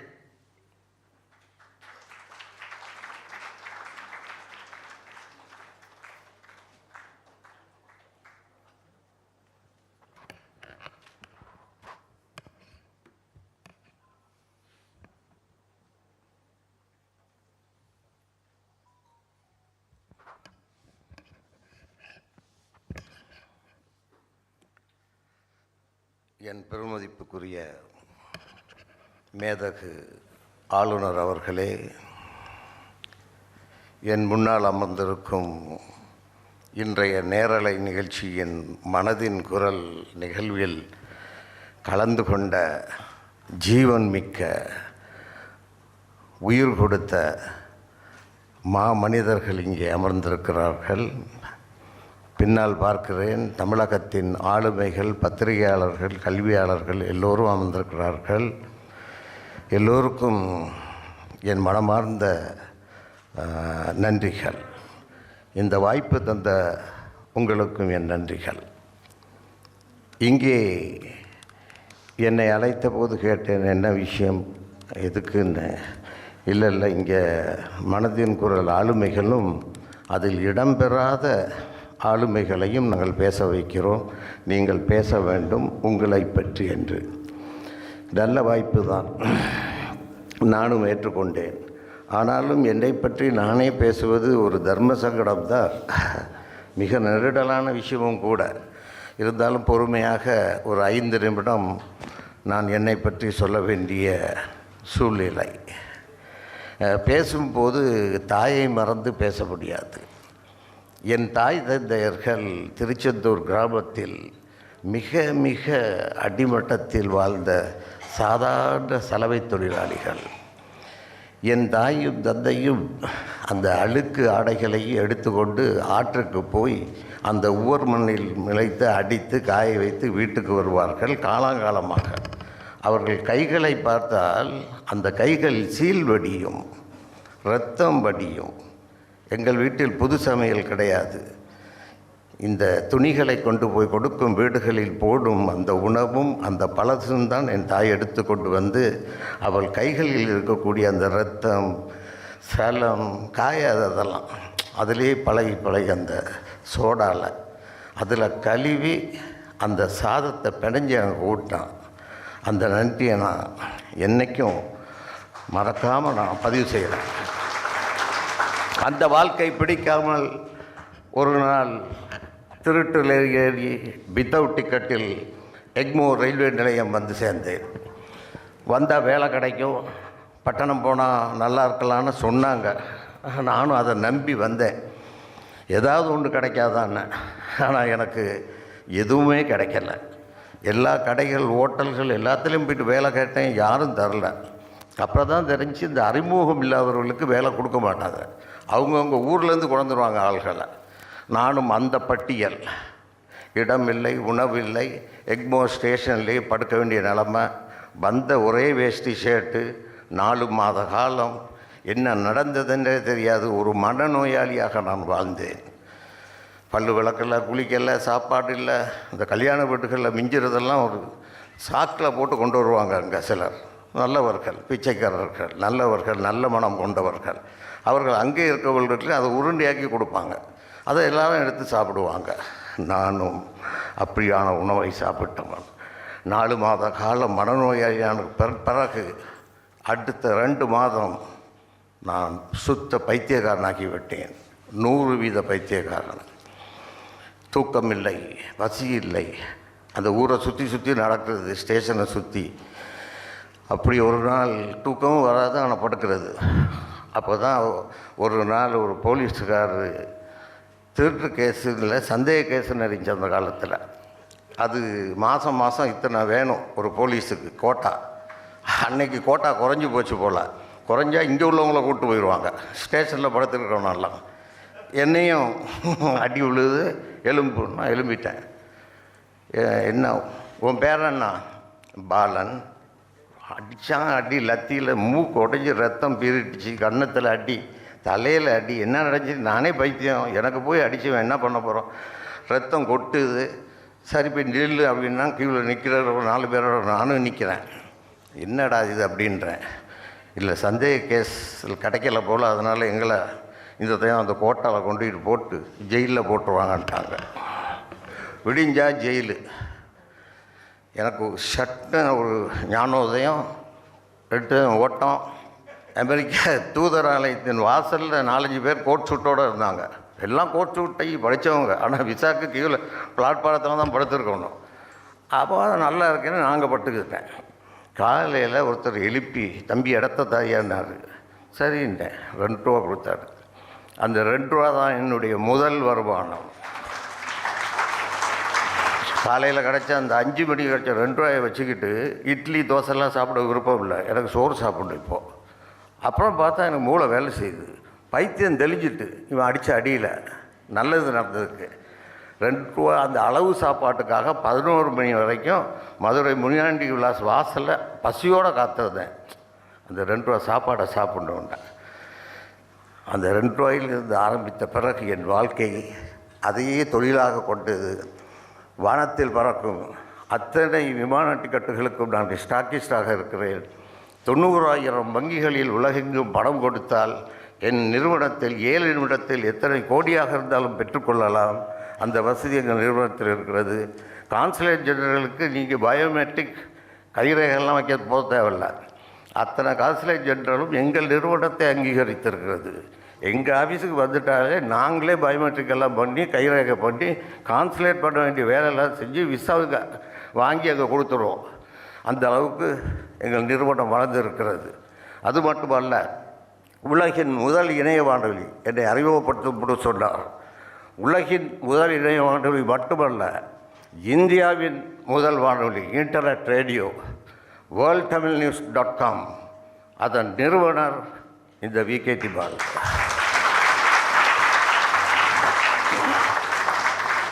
அதற்கு பிறகுதான் இங்கே ஹிந்தியும் அல்ல இங்கிலீஷும் இல்லை, முதல் இணைய வானொலி தமிழ் தான், worldtamilnews.com. அதற்கு பிறகுதான் மற்ற மொழிகள் இணைய வானொலிகள் வந்தது. இப்பொழுது அது யூடியூப் ஆகிட்டு என்னென்னமோ வகையில் முன்னேறிட்டு இன்ஸ்டாகிராம் அது எல்லாம் வந்துட்டு. அப்புறம் இன்னொன்று சொல்கிறோம், அதை லிம்கா புக் ஆஃப் ரெக்கார்ட் ஒரு இந்திய சாதனையாகவே பதிந்து கொண்டு எனக்கு சான்றிதழ் வழங்கியது. இந்தியாவின் முதல் இணைய வானொலி.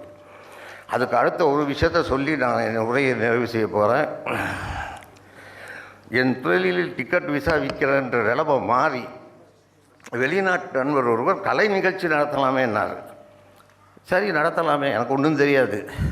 இன்னும் சொல்லப்போனால் எனக்கு இங்கிலீஷ் தெரியாது, ஹிந்தி தெரியாது, தமிழ் கூட சரியாக தெரியாது. லகர லகரம் ரகர ரகரம் டகர நகரம், இன்னும் பேலன்ஸ் ஷீட் பார்க்க தெரியாத ஒரு எம்டி தான், தெரியாது.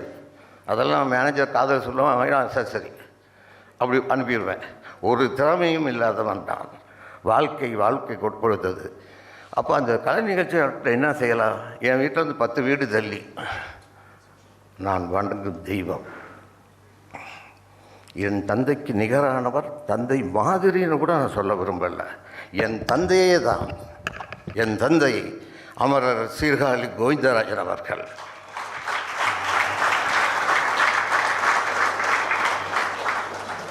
முப்பது வருஷத்துக்கு முதல் என்ன தம்பி, இல்லை ஐயா கொஞ்சம் கச்சேரி நடத்தோம், நீங்கள் எவ்வளோ வேணும்? எங்கே? London, America, German, Swiss. சரி எவ்வளோ? நீ தாத்த தம்பி, உனைய பார்த்தாலே பாவமாக இருக்குது, நில்லு உட்காரு. அவர் கையாலேயே தோசை சுட்டு என்னைய பார்த்தா அப்படி பலதாமல் சாப்பிட்டுன்னு சொல்லி நீ தரத தம்பி தெரியும். 50,000 ரூபா இங்கேயே வாங்குகிற காசு, நான் அது தாரையானே ஒத்துக்கிட்டாரு. அனுப்புனேன். முதல் டிக்கெட் ஷோ அமெரிக்கா, ஆஸ்திரேலியா, ஐரோப்பாவில் நடைபெற்றதென்றால் அமரர் சீர்காழி கோவிந்தராஜனுடைய நிகழ்ச்சி தான். என்னால் ஏற்பாடு செய்யப்பட்டது.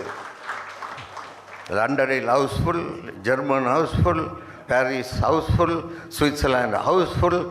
அதை தொடர்ந்து தமிழகத்தில் உள்ள இளையராஜா கொண்டு டிஎம்எஸ் எல்லாம் சுமிதா, ஜானகியம்மா, சுசீலா எல்லாத்தையும் வெளிநாடுகளுக்கு அனுப்பி 1500 கலைஞர்களை அனுப்பியிருக்கேன்.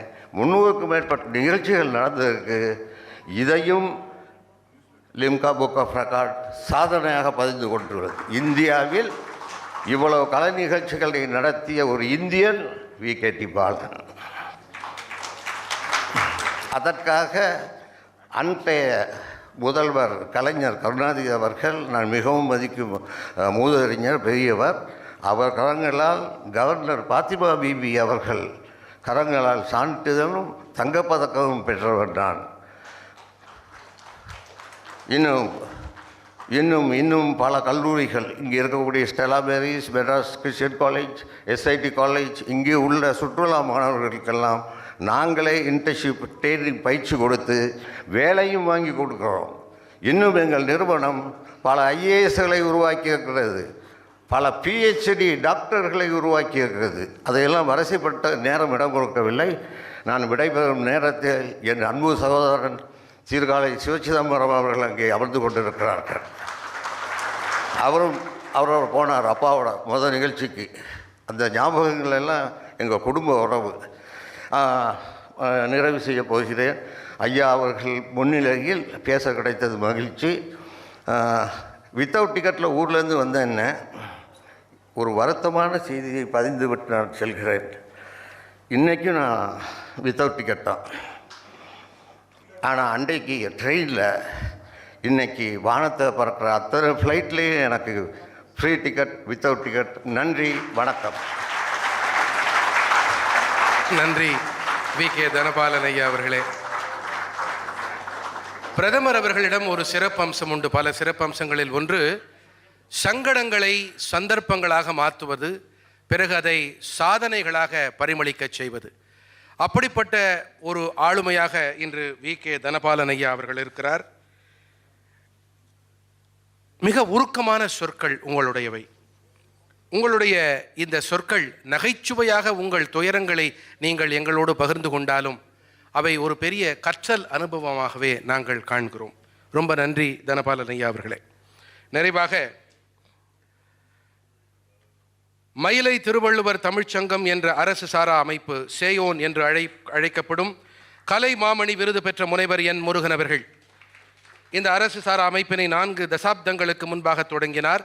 வள்ளுவரின் நெறிப்படி மனித ஆதாரங்களை தேசத்தை கட்டமைக்க தேவையான மனித மூலதனமாக மாற்றும் கோட்பாடுகளை அடியொற்றி இந்த அமைப்பினை தொடங்கியிருக்கிறார். இவர் அறிவியலும் கலையும் இரு கண்கள் என்று கருதும் சேயோன் அவர்கள் ஒரு உபரி தகவல். இவர் சென்னை வானொலியின் முன்னாள் உதவி இயக்குநராக இருந்து பணி ஓய்வு பெற்றிருக்கிறார். சேயோன் அவர்களே. மாண்புமிகு ஆளுநர் உள்ளிட்ட இந்த அவைக்கு எனது பணிவான வணக்கத்தை தெரிவித்துக் கொள்கின்றேன். துடிக்குது என் உதடும் நாவும் சொல்லு சொல்லு என்று நாவில் இடிப்பதால் உங்களிடம் சொல்லி மகிழ்கின்றேன். வந்த இடத்தில் கிடைத்த விருந்து இது. எப்படி என்றால், அருமையான மனதின் குரல் என்ற இனிய நிகழ்ச்சியை தொடர்ந்து நான் கேட்டுக்கொண்டிருக்கின்றேன். ஏனென்றால் நான் ஒரு வானொலிக்காரன் அல்லவா. வானொலியில் 33 ஆண்டுகள் பணியாற்றியவன். பார்த்தால் கண் வலிக்கும், பேசினால் வாய் வலிக்கும், நடந்தால் கால் வலிக்கும், எழுதினால் கை வலிக்கும், கேட்டால் காது வலிக்காது, அது வலிமையுடைய காது. ஆகையினால் வானொலி கேளுங்கள், வளமாய் வாழுங்கள் என்று நாளும் வானொலியில் உச்சரித்தவன் இந்த சேயோன், முருகன் என்கிற ஏற்புடைய சேயோன். நாங்கள் பல நிகழ்ச்சிகளை வழங்கியிருக்கிறோம். ஆனால் மாண்பமை பிரதமர் அவர்கள் மனதின் குரலை தொடங்கியவுடன் தமிழ்நாடு மட்டுமல்ல, இந்தியாவில் உள்ள அனைத்து மாநில அன்பர்களும் கேட்டிருக்கின்றார்கள். கோடிக்கணக்கான நேயர்கள் இதை கேட்டுக்கொண்டிருக்கிறார்கள். அதனுடைய வெற்றி திருநாள் இன்றைய 100வது பெருநாள். அதற்காக நான் நிச்சயமாக நான் பணியாற்றிய அந்த வானொலிக்கும் அதை அருமையாக செய்து கொண்டிருக்கின்ற என்னுடைய அருமை இளவல் திருமிகு சுதர்சன் அவர்கள், அவருடைய குரல் ரொம்ப அற்புதமான குரல். அதுவும் அந்த எப்படி மோடி அவர்கள் பேசுவார்களோ அதே துவனியில். இந்த வானொலி நடிப்புக்கும் ஒரு முடியாது. அவர் நல்ல நடிகரும் கூட நான் அறிவேன். வானொலியில் ட்ராமா ஆர்டிஸ்ட். அவர் ப்ரோக்ராம் எக்ஸிக்யூட்டிவ் ஏஎஸ்டியாக இருந்தால் கூட, ஆனால் நல்ல வாய்ஸ். நான் சொல்லுவேன், நீங்கள் மோடியாகவே ஆகிட்டீங்க அப்படின்னு. நீங்கள் கேட்டிருக்கலாம் தொடக்கத்துலேருந்து. அந்த உரையாடல் கூட மிக அருமையாக இருக்கும். என்னென்றால் வானொலியில் நானும் பல நிகழ்ச்சிகளை செய்தவன். ஒவ்வொரு நாளும் உங்களை நாடும் வண்ண களஞ்சியமே, உன்னதமான செய்தியை சொல்லும் எண்ண களஞ்சியமே, நகரினில் இன்று நடந்ததை எல்லாம் நினைத்து பார்க்கின்றோம், கருத்தில் நின்ற காட்சிகள் தம்மை விரும்பி கேட்கின்றோம், விருந்தினராக வருபவர் தம்மை அன்பாய் அழைக்கின்றோம், வேண்டியவெல்லாம் உங்களுக்காக தொகுத்தே தருகின்றோம். தொகுத்தே தருகின்றோம். இப்படித்தானே இந்த நிகழ்ச்சியை தொகுத்து தந்து கொண்டிருக்கிறீர்கள். அன்று நான் பாடிய நிகழ்ச்சி இன்றைய நிகழ்ச்சிக்கும் பொருந்துகிறது அல்லவா? அதுதான் வானொலி. ஏன் சொல்லினால் வானொலியின் நோக்கம் என்ன என்பதை அனைவரும் அறிதல். எனக்கு ரொம்ப மகிழ்ச்சி இன்றைக்கு. ஏனென்றால் ஒரு வானொலியில் 33 ஆண்டுகள் பணியாற்றியவன், ஒரு நிகழ்ச்சி, தொடர் நிகழ்ச்சி, ஆளுநர் மாளிகையில் இத்தனை ஆளுமைகள் முன்னிலையில் நடக்கிறது என்றால் இதுதான் முதல் நிகழ்ச்சி. அனைவரும் ஓங்கி கரவொலி எழுப்ப வேண்டிய நிகழ்ச்சி. அந்த அற்புதமான வாய்ப்பை கொடுத்திருக்கிறவர் மாநில நமது ஆளுநர் அவர்கள். எனக்கு இரட்டிப்பு மகிழ்ச்சி என்னவென்றால், செப்டம்பர் மாதம் 22ஆம் தேதி மேனாள் ஆளுநர் MM ராஜேந்திரன் ஐயா, அதுவும் தமிழ்நாடு அரசின் மேனாள் தலைமைச் செயலாளர் மற்றும் ஒரிசா மாநிலத்தின் மேனாள் ஆளுநர் MM ராஜேந்திரன் அவர்களுடைய மனம் நிறைந்த மக்கள் சேவை, அன்இன்டரப்டட் சர்வீஸ் என்ற நூலை இதே அரங்கில் வெளியிடுவதற்கு அனுமதி அளித்து, அது மட்டுமல்ல, அந்த நிகழ்ச்சியை சீரோடும் சிறப்போடும் பேரோடும் புகழோடும் நடத்தி கொடுத்த பெருமை மாண்புமிகு ஆளுநர் அவர்களுக்கு உண்டு. அதை மயிலை திருவள்ளுவர் தமிழ்ச்சங்கத்தின் சார்பாக அதை பதிவு செய்கிறேன்.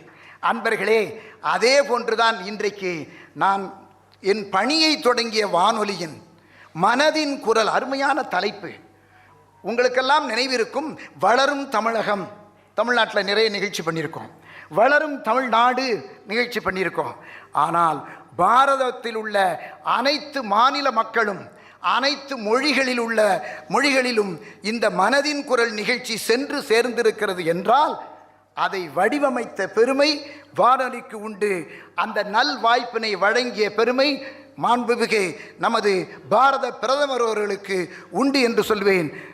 வானொலியின் நோக்கமே பகுஜன ஹிதாய பகுஜன சுகாய. அப்படின்னா பொருள் என்ன? பகுஜன, இந்த வானொலியில் அப்படி தான் எழுதியிருக்கோம், எங்கள் சிம்பலில் பார்த்தீங்கன்னா பகுஜன ஹிதாய பகுஜன சுகாய. அப்படின்னா மக்களின் மன மகிழ்ச்சிக்கும் பயன்பாட்டிற்கும் உரியது வானொலி. இதை நன்கு உணர்ந்து பாரத பிரதமர் அவர்கள் I should reach the people, அனைத்து ஊடகங்களிலும், அனைத்து மின்னணு ஊடகங்களிலும், electronic media, radio is the cheapest electronic medium which reaches any remote corner very quickly than any other medium reaches. உலகத்தை உலகத்தாருக்கு கொண்டு செல்லும் உன்னத ஊடகங்களில் மணிமுடியாக திகழ்வது வானொலி. நாட்டில் உள்ள மூலை முடுக்கெல்லாம் செல்லுவது வானொலி. அதனால்தான் பாரத பிரதமர் அவர்கள் மனதின் குரல் என்ற அருமையான தலைப்பு. இது ஒவ்வொரு மனசும் தன்னை நினைத்து பார்க்கும், தன்னுடைய செயலை எண்ணி பார்க்கும். அந்த வெளிப்பாடு தான் இந்த மனதின் குரலினுடைய மனிதர்களாக முன்வரிசையில் அமர்ந்து ஆளுநர்களுடைய பரிசுகளை பெற்று, அது எப்படி பெற்றிருக்கிறது பாருங்கள். பத்மஸ்ரீ விருது வாங்கின இருளர் அன்பர்கள் இங்கே வந்தார்கள். அதுவும் லெப்டினன்ட் கர்னல், அருமையான சாதனை புரிந்தவர், இளம் மங்கை, மிக அற்புதமான அந்த செல்வி, அருமையாக பேசி தன்னுடைய, அது எப்படி ஒரு காட்டையே உருவாக்கியிருக்கிறார் 4 வயதில். அதுதான் வானொலிக்கு பெருமை. ஆக இத்தகைய நல்ல நிகழ்ச்சியை தொடர்ந்து வழங்க வேண்டும். இது 100, இது இன்னும் 1000ஆக விரிவடைதல் வேண்டும். அதாவது என்ன சொல்கிறாங்க தெரியுமா, வானொலியின் முக்கியமான பணிகளே 5: to inform, to entertain, to educate, to instruct, to merchandise. அதாவது தெரிவித்தல், மகிழ்வூட்டல், அறிவூட்டல், அறிவுறுத்தல், விலையாக்கல். விலையாக்கிறது மார்க்கெட்டிங். வானொலி மார்க்கெட்டிங் உண்டு, உங்களுக்கு தெரியும், விளம்பரங்கள் வருது. இந்த 5 மேஜர். இதனுடைய முக்கிய நோக்கம் என்ன? எண்ணி பாருங்கள். இம்மீடியசி, உடனுக்குடன் தகவல்களை சொல்லுவது. அது மட்டுமல்ல, கிரெடிபிலிட்டி, நம்பகத்தன்மை. இன்றைக்கும் வானொலி இதை கேட்டு தான் நம்ம, அதாவது வானிலை எச்சரிக்கை அல்லது ஒரு கல்லூரி இதெல்லாம் இயங்குகின்ற நேரங்கள், சில நேரங்கள் சொல்ல வேண்டியதுன்னா அதுதான். இப்படிப்பட்ட பல்வேறு நிகழ்ச்சிகளை தொடர்ந்து வழங்குகின்ற வானொலி மூலமாக மனதின் குரல் 100 நிகழ்ச்சிகள். இன்னொன்று எனக்கு ரொம்ப நான் அடிக்கடி வியப்பது உண்டு, நான் தொடர்ந்து கேட்பவர்களில் ஒருவன். அதில் என்னென்னா, எப்படி பாரத பிரதமர் கடைக்கோடி கிராமங்களில் உள்ள ஆட்களை எல்லாம் தேர்ந்தெடுத்து இந்த நிகழ்ச்சியை வழங்குகிறார் என்று. அது ஒரு அற்புதமான பணி. மிகப்பெரிய பணி. அந்த பணியை நாங்கள் வானொலியில் நான் பணி செய்ததனால் இது எவ்வளவு கடினம் என்பதை நன்கு உணர்வேன். அதை அற்புதமாக தயாரித்து வழங்கி கொண்டிருக்கின்றால் தமிழ் மொழியில் சுதர்சன் அவர்களுக்கு நாம் அனைவரும் கரவொலி எழுப்பி பாராட்டுதல் வேண்டும். என்னுடைய இளவல் என்கிற முறையிலும் நான் சொல்லி மகிழ்கின்றேன். அன்பர்களை என்று ஒன்று சொல்லி நிறைவு செய்கின்றேன். அதாவது வானொலி நிகழ்ச்சியில் வானொலி நெல் அறிமுகப்படுத்தினது திருச்சி வானொலி, வானொலி வாழை அறிமுகப்படுத்தினது. இப்படி பொருள் விவசாய இன்னொன்று அனைத்திந்திய அளவிலும் விவசாயிகள் நிகழ்ச்சியில் முதல் நிலை பெறுவது தமிழில் ஒலித்த விவசாய நிகழ்ச்சி, குறிப்பாக திருச்சியை சாரும். அப்போதான் வானொலி நெல், வானொலி வாழை. இந்த மனதின் குரலினுடைய வெடிப்பு சிறப்பு என்னவென்றால் வாழை நார். எங்கள் வானொலியில் சேர்த்து பழக்கம். இப்போ தான் என் கண்ணை காட்டுறாரு, சீக்கிரம் முடிங்க நேரம் ஆகுதுன்னு பாரு. ஏன்னா எங்களுக்கு இப்போ தொழில் அதுதானே, அப்படியே கையை காட்டினா முடிக்கணும்னு அர்த்தம். முடிச்சிடுவேன், கவலைப்படாங்க. அது வானொலி நார் சொல்லி ஆகணும்ல. இது வானொலி நார் இந்த அன்பர் உருவாக்கி அதை மெஷினை கண்டுபிடிச்சு வெளிநாடுகளுக்கெல்லாம் சென்று சேர்ந்திருக்கிறார் என்றால் அதற்கு காரணம் என்ன? மனதின் குரல். ஒலித்தவர் யார்? பாரத பிரதமர். ஒலிக்க செய்தவர்கள் எது? வானொலி.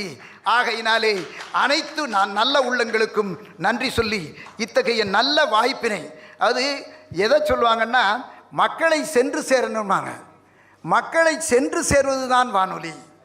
அந்த பணியை இந்த ஆளுமைகள் மத்தியில் சென்று சேர்வதற்காக ஆளுநர் அவர்கள் இத்தகைய அற்புதமான நிகழ்ச்சியை இங்கே வழங்கியிருப்பதற்கு இது போன்ற இன்னும் பல நிகழ்ச்சிகள் உள்ளன. அதையும் இதுபோன்று பல ஆளுமைகள் முன்னிலையில் நடத்தி எல்லோரையும் பாராட்டுங்கள். பாராட்டு தாலாட்டை போன்றது, அது அனைவரையும் உயர்த்தும் உய்விக்கும் என்று சொல்லி என்னுடைய உரையை நல்லதொரு வாய்ப்பினை நல்கியதற்காக நன்றி சொல்லி நிறைவு செய்கிறேன். நன்றி, வணக்கம். நன்றி செய்யோன் அவர்களே. வானொலி என்பது ஏழைகளின் சாதனம், எளியோரின் சாதனம், நாட்டின் மூலை முடுக்கெங்கும் பரவி இருக்கும் சாதனம், குறிப்பாக அடித்தட்டு மக்களை சென்றடைய பேருதவியாக இருக்கும் சாதனம் என்பதை அறிந்துணர்ந்துதான் மாண்புமிகு பாரத பிரதமர் நரேந்திர மோடி ஐயா அவர்கள் இதனை தேர்ந்தெடுத்தார்கள். அதனை ஒலித்த செய்யோன் அவர்களுக்கு நெஞ்சார்ந்த மனமார்ந்த நன்றிகள். அடுத்ததாக 100வது மனதின் குரல் பதிப்புகளிலும் இடம்பெற்றிருக்கும் ஆளுமைகள் அடங்கிய சிறப்பு டிஜிட்டல் இதழை இப்பொழுது மாண்புமிகு தமிழ்நாடு ஆளுநர் வெளியிட்டு சிறப்பிக்கின்றார். இதை திரையில் காண்போமா நண்பர்களே?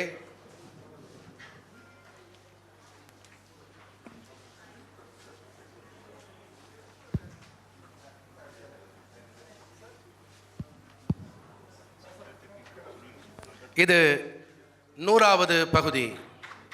இதனை ஒட்டி வெளியிடப்படும் இந்த இதழ். இதை தயாரித்திருப்பவர்கள் பத்திரிகை தகவல் அலுவலகம். மாண்புமிகு தமிழ்நாடு ஆளுநர் RN ரவி அவர்களை இப்பொழுது உரையாற்றுமாறு அன்போடு அழைக்கிறோம்.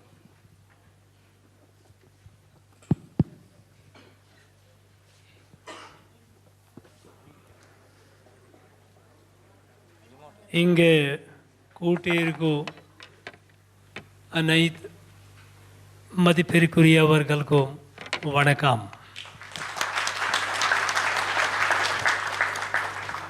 ராஜ்பவனுக்கு இன்று ஒரு வரலாற்று நாள்.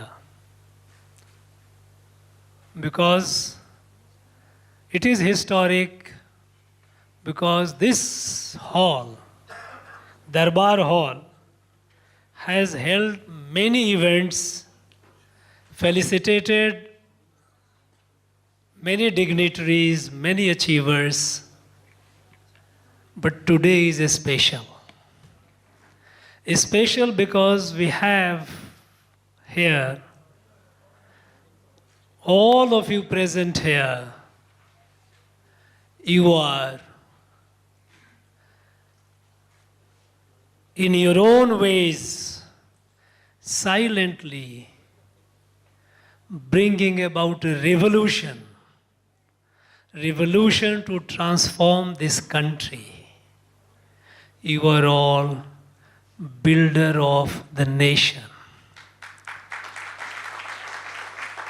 And to have all of you here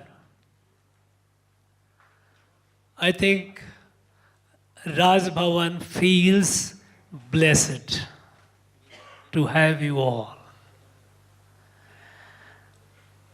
It is 100th episode today of Prime Minister Maan Ki Baat.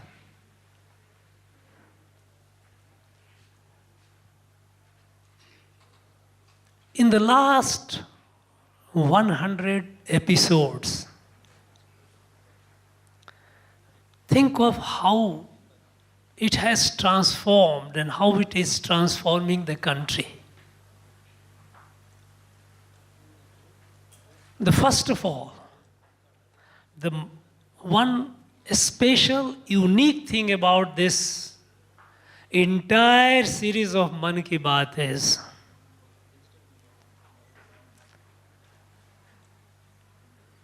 nowhere ever any politics was in it. Normally today, politics has so much become so overwhelming that whenever we think of a politician, whenever we think of a political leader, always think of politics. Sleeping, waking, whatever I speak, there is politics. But this 100 episode, never ever he talked politics.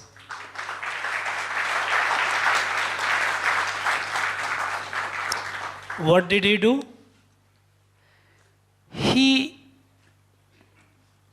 connected with the people and started talking about common people, unknown, unsung people, those who are doing incredible things in their own field, wherever they are. Many of you are here present today. And when Prime Minister mentions, and he has named more than 700 persons and more than 300 entities, NGOs, organizations. These are samples. In our country, he touched every state. And I think if you go by the number of references that he has made, Tamil Nadu, he mentioned perhaps the maximum. Many a times, by listening to his Maan Ki Baat, and when he makes a reference to Tamil Nadu, many of us here, of course I am very new, not that new, but yes, relatively, many of us are getting to know about our people through Prime Minister Modi. Now this is a very unique experiment and a successful experiment. A country of 130 crore plus,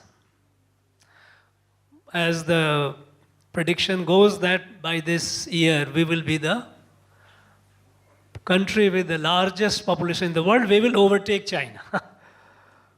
Now such a country, it cannot grow, it cannot be built by the government or government alone. Government has limited capacity. In fact, before the idea of modern state came, Samaj, the society, used to look after itself. Kings had very limited role to play. It was the society, the people who looked after themselves. Unfortunately, with the coming of modern state, we all developed a tendency to look up to government for everything. In the process, the strength of the society, the strength of the people started forgetting. And a dependency syndrome developed dependency. Government is not doing this, government is not doing that, government must do that. Now, any government, whichever party, howsoever well-meaning, government has huge limitation. The country can be built if the people of the country, they wake up. They, imagine the strength, the potential. We have amidst us so many of you, and some of you came and shared your experience. Take the case of this little girl, Prasiddhi. Now, she's hardly 10 years. Imagine, 1 lakh trees. Now, 1 lakh is not a small number. It shows the resolve. First, a cause, a larger cause, to save this planet Earth, Mother Earth. We all know what kind of problem we are all going to face. The world is going to face. And we also know that how it can be addressed. But somebody has to take forward, a step forward. Now this little girl took the initiative to plant trees. And she has crossed 1 lakh. Now this is a remarkable work. Now take the case of Vaikom Vijayalakshmi. Visually impaired, normally she would have been considered as a liability. What pity, object of pity? No, she challenged. And she developed excellence in handling rare instruments, rare musical instruments. And she proved to the world that this challenge, the disability, cannot defeat me. And it is a great inspiration to all. That yes, she has done it, we can also do it. Take the case of Colonel Dwarkesh. Climbs Siachen. I don't know how many of you have. I'm sure many of you would not have been there. I had the good fortune to be there in the course of my duty. At that height you have to experience, you have to be there and experience to know what it means. Taking one step is an effort. One step, because oxygen is so less that you and I sitting here, we can't imagine. With the best of athletes and once you go to that height, you feel what it is. And Colonel Dwarkesh climbing that has left a message to all. And what he said, getting opportunity, and all such people, those who are challenged, physically challenged, they are not a liability, they are assets to our society. All that we need is we appreciate and we say encourage. We found Mr. Murugeshan talking about his experience. Coming from, imagine, banana waste. Something occurred to this gentleman that no, I will do something out of it. And he started making products, rope and so many things. Not only that, he made machines how to make it.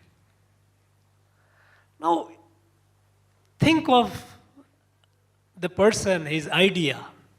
and his resolve to do things nobody thought of.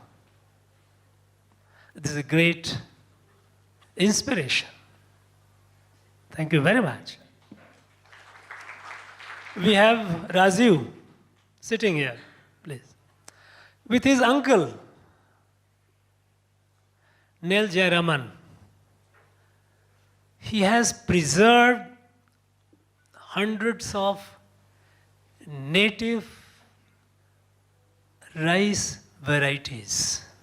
We know we have in our urge to have a greater, higher productivity, more and more new varieties of paddy have been created for get larger yields. That is necessary. But we should also realize that these new varieties, we do not know how they can sustain, how long they can sustain if some pest or something strikes. These mutated new varieties, their durability, their longevity is not certain. But the native varieties have tested the time. For hundreds and hundreds of years they have been here.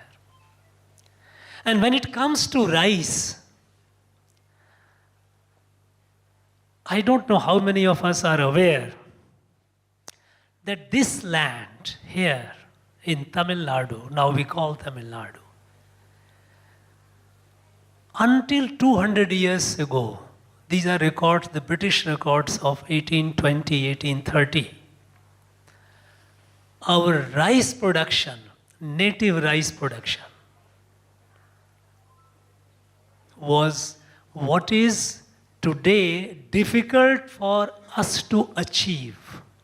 Even the most advanced country in rice production, Japan, has not reached about 7 metric ton per hectare.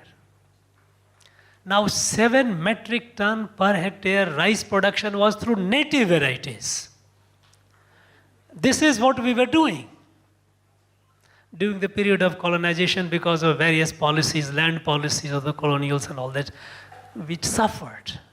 But this gentleman, preserving the native varieties is doing a great service, not only to us, but to the entire humanity. We listen to Mr.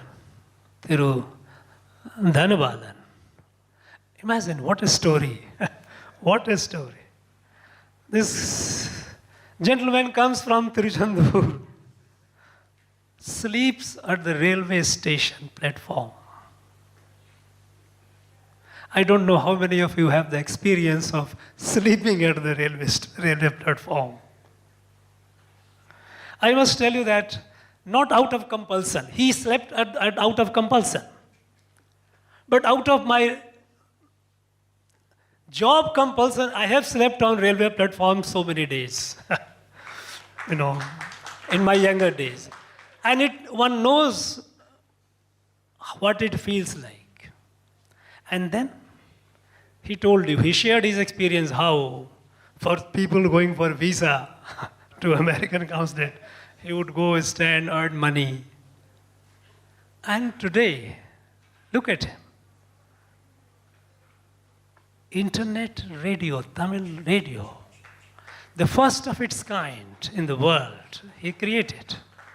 Now this is again the power of will, resolve. Yes, I can do it. He had no resource, no means. Today people crib, I don't have, how can I do it? From zero he started. He suffered what all he told you the tales, stories. But it's a story of success. We heard Mr. Thirumurugan talking this Thiruvalluvar Tamil Sangamam. Sangam. Sangamam we start saying. Tirunalvar Tamil Sangam. Now, imagine, with his dissemination of the most powerful and richest text to the larger people, which enables you to help you becoming a better human being. A mission, the mission in him to disseminate the goodness around. What a great service. We also heard our friends Vadivel and Masi Sadayan. I have been to their village, their homes. You know, in our country, every year, several lakhs people who get a snake bite and they are alive, they must thank to this Vadivel and Sadayan and his people like him. Because it is they, are irregular people, they who catch the most venomous snakes, take the venom, out of which anti-venoms are made. I have seen the love, the care with which they keep the snakes. They keep the snakes like their children. Earthen pots, snakes, it can't bear heat. It can't bear cold also.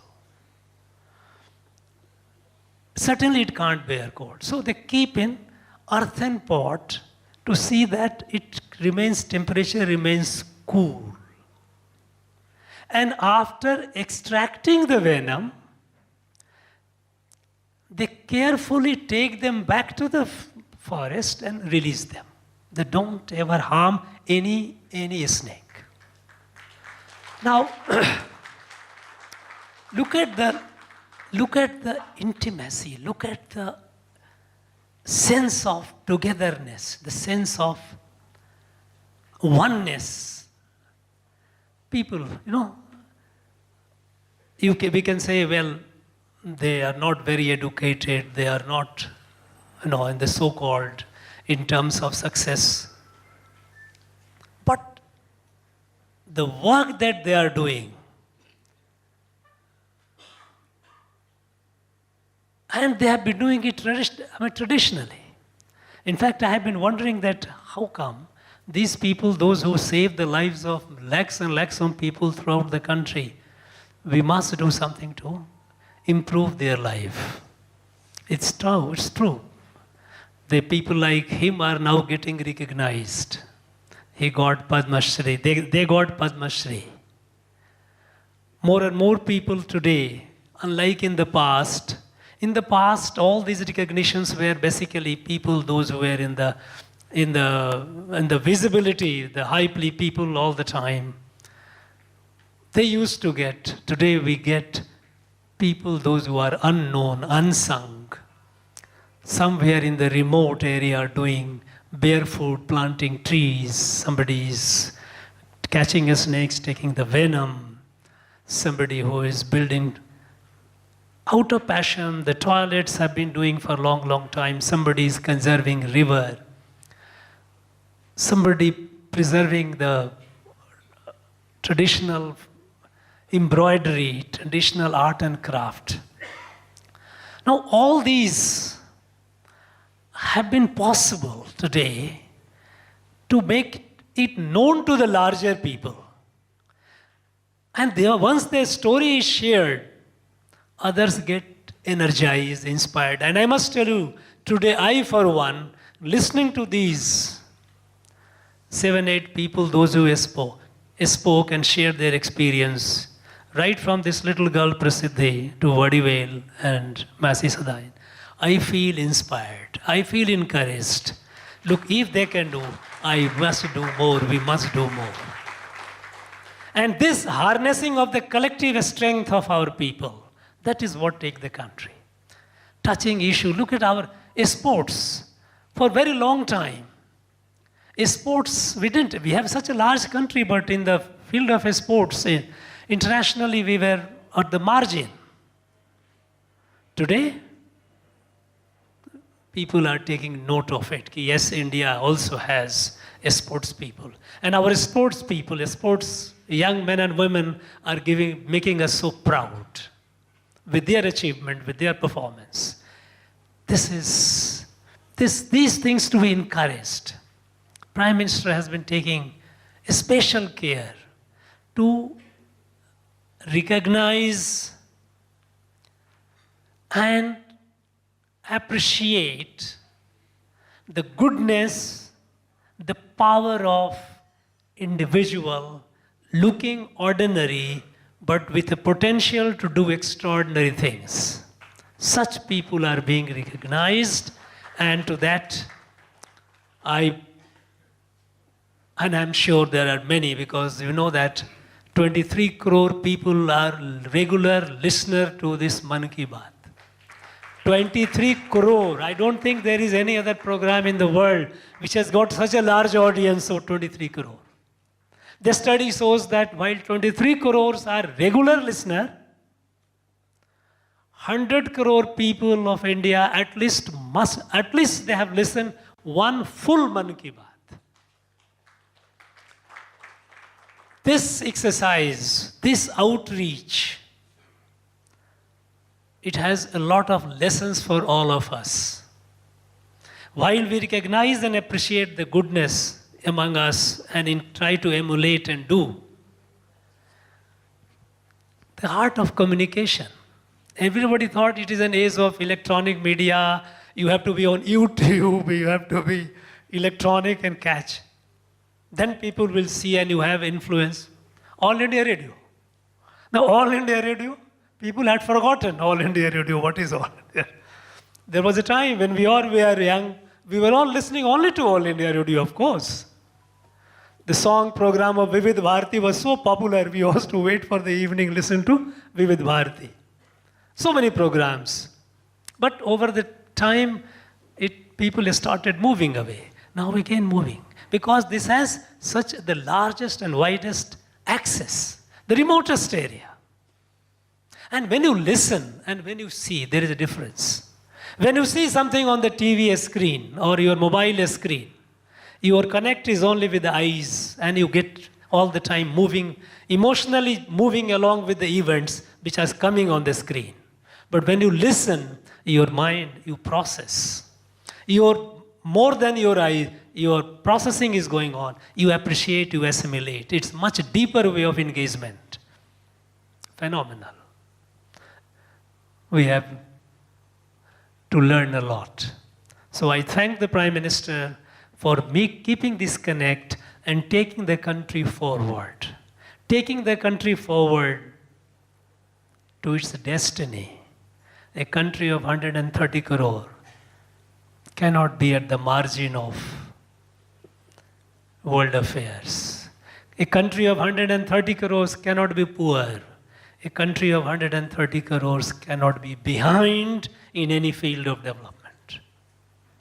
And for that, all the 130 crores people have to be galvanized, and that is when we can make this country Ek Bharat, Shreshth Bharat, Ore Bharatam, Unnat Bharatam. I thank our friend Anna Durai and his team, Doordarshan, All India Radio, Sudarshan ji, who has been comparing, many people identify him with Prime Minister Modi. The way I have yet to see a person who is equal to him in translating. Equal not only in language, the way he modulates his body language altogether. Thank you very much. And thank you for anchoring the event today. Thank you very much. Friends, I wish all of you all the very best. And I must say that today we have a time constraint. We had an event, and I did not spend time, and I regret that. But I assure you that in coming weeks and months, I will be individually calling each one of you, inviting to spend more time with you, because I need to learn more from you. It is just not, today we have celebrated the event, 100th episode of Maan Ki Baat, but our engagement, our interaction remains incomplete. We will do it in coming weeks, coming months, one by one group by one group, one individual by one individual will call, and we will spend time. Thank you very much. Wish you all the very best. Jai Hind. Thank you, Honorable Governor, for the wonderful comments. Actually, we had Honorable Prime Minister who delivers Maan Ki Baat as our brand ambassador of All India Radio. Now we have another VVIP to our kitty. Thank you, Honorable Governor. And a good beat of applause for the Honorable Governor, please.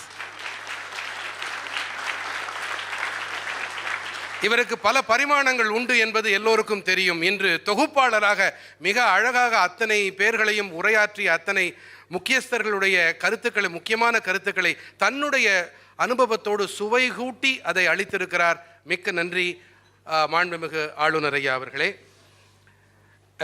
Tamil Nadu Chronicles என்ற இந்த இதழ் மனதின் குரல் நிகழ்ச்சியின் தமிழகத்தை பற்றியும் தமிழகத்தின் சாதனையாளர்களை பற்றியும் தொகுக்கப்பட்ட ஒரு பதிப்பு.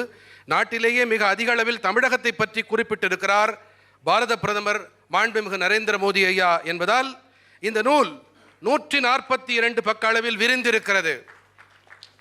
இதனை பத்திரிகை தகவல் அலுவலகம் PIB நிறுவனம் டிஜிட்டல் வழி, அதாவது மின்னஞ்சல், வாட்ஸ்அப் செயலி போன்றவை வடிவில் பகிர இருக்கின்றது. நிறைவாக பொதிகை தொலைக்காட்சியின் செய்தி பிரிவு இயக்குனர் பி குருபாபு பலராமன் அவர்கள் நன்றி உரை நவில இருக்கிறார். வாருங்கள் பி குருபாபு பலராமன் அவர்களே.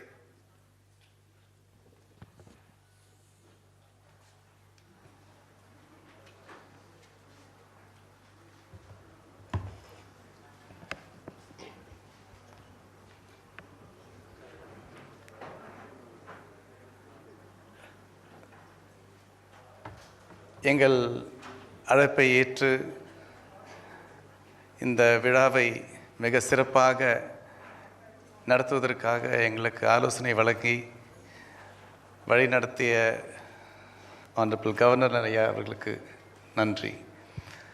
Thank you, sir, for guiding us from the beginning to organize this and bringing all those who have been recognized for their excellent work by the Prime Minister, making them sit here and give them an opportunity, recognizing their work and making this happen. From the beginning, you were there with us to guide us through.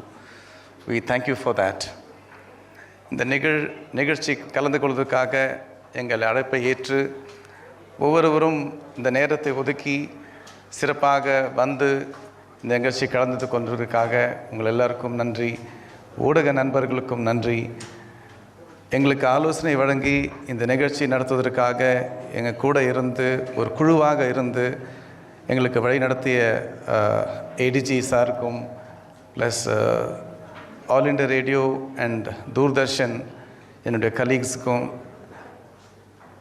அப்புறம் இங்கே ராஜ்பவனில் என் கூட இருந்து என் கூட எல்லா ஆலோசனையும் வழங்கி துணை நின்று செய்த உதவிகளுக்காக திருஞான சம்பந்தம் அவர்களுக்கும், இந்த ராஜ்பவன் ஊழியர்கள் அத்தனை பேருக்கும், அலுவலக ஆஃபீஸர்ஸ்க்கும், டெப்டி கண்ட்ரோலர் அவர்களுக்கும் எல்லாருக்கும் நன்றி. I thank each one of you for making this happen. It's because of the efforts of all of you. And ரொம்ப சிறப்பாக, if you people have not taken the effort to come, it would not have been a success. Thank you for sparing your valuable time. When we interacted with you, you readily responded. You set aside this time to come and join us. And we are grateful to you for making this happen, to celebrate, to mark this 100th episode of our Prime Minister to reach out people. And may this effort continue, and the good services continue so that we will build our nation. Thank you and Jai Hind. நன்றி குருபாபு அவர்களே. அன்பர்களே, இப்பொழுது தேசிய கீதம் ஒலிக்கப்பட இருக்கிறது. தயவு செய்து எழுந்து நிற்குமாறு பணிவோடு கேட்டுக்கொள்ளுகிறோம். जनगण मन अधिनायक जय हे भारत भाग्य विधाता, पंजाब सिंध गुजरात मराठा द्राविड उत्कल बंगा, विंध्य हिमाचल यमुना गंगा उच्चल जलधि तरंगा, तब शुभ नामे जागे, तब शुभ आशीष मांगे, गाहे तब जय गाता, जन गण मंगलदायक जय हे भारत भाग्य विधाता, जय हे जय हे जय हे जय जय जय जय हे.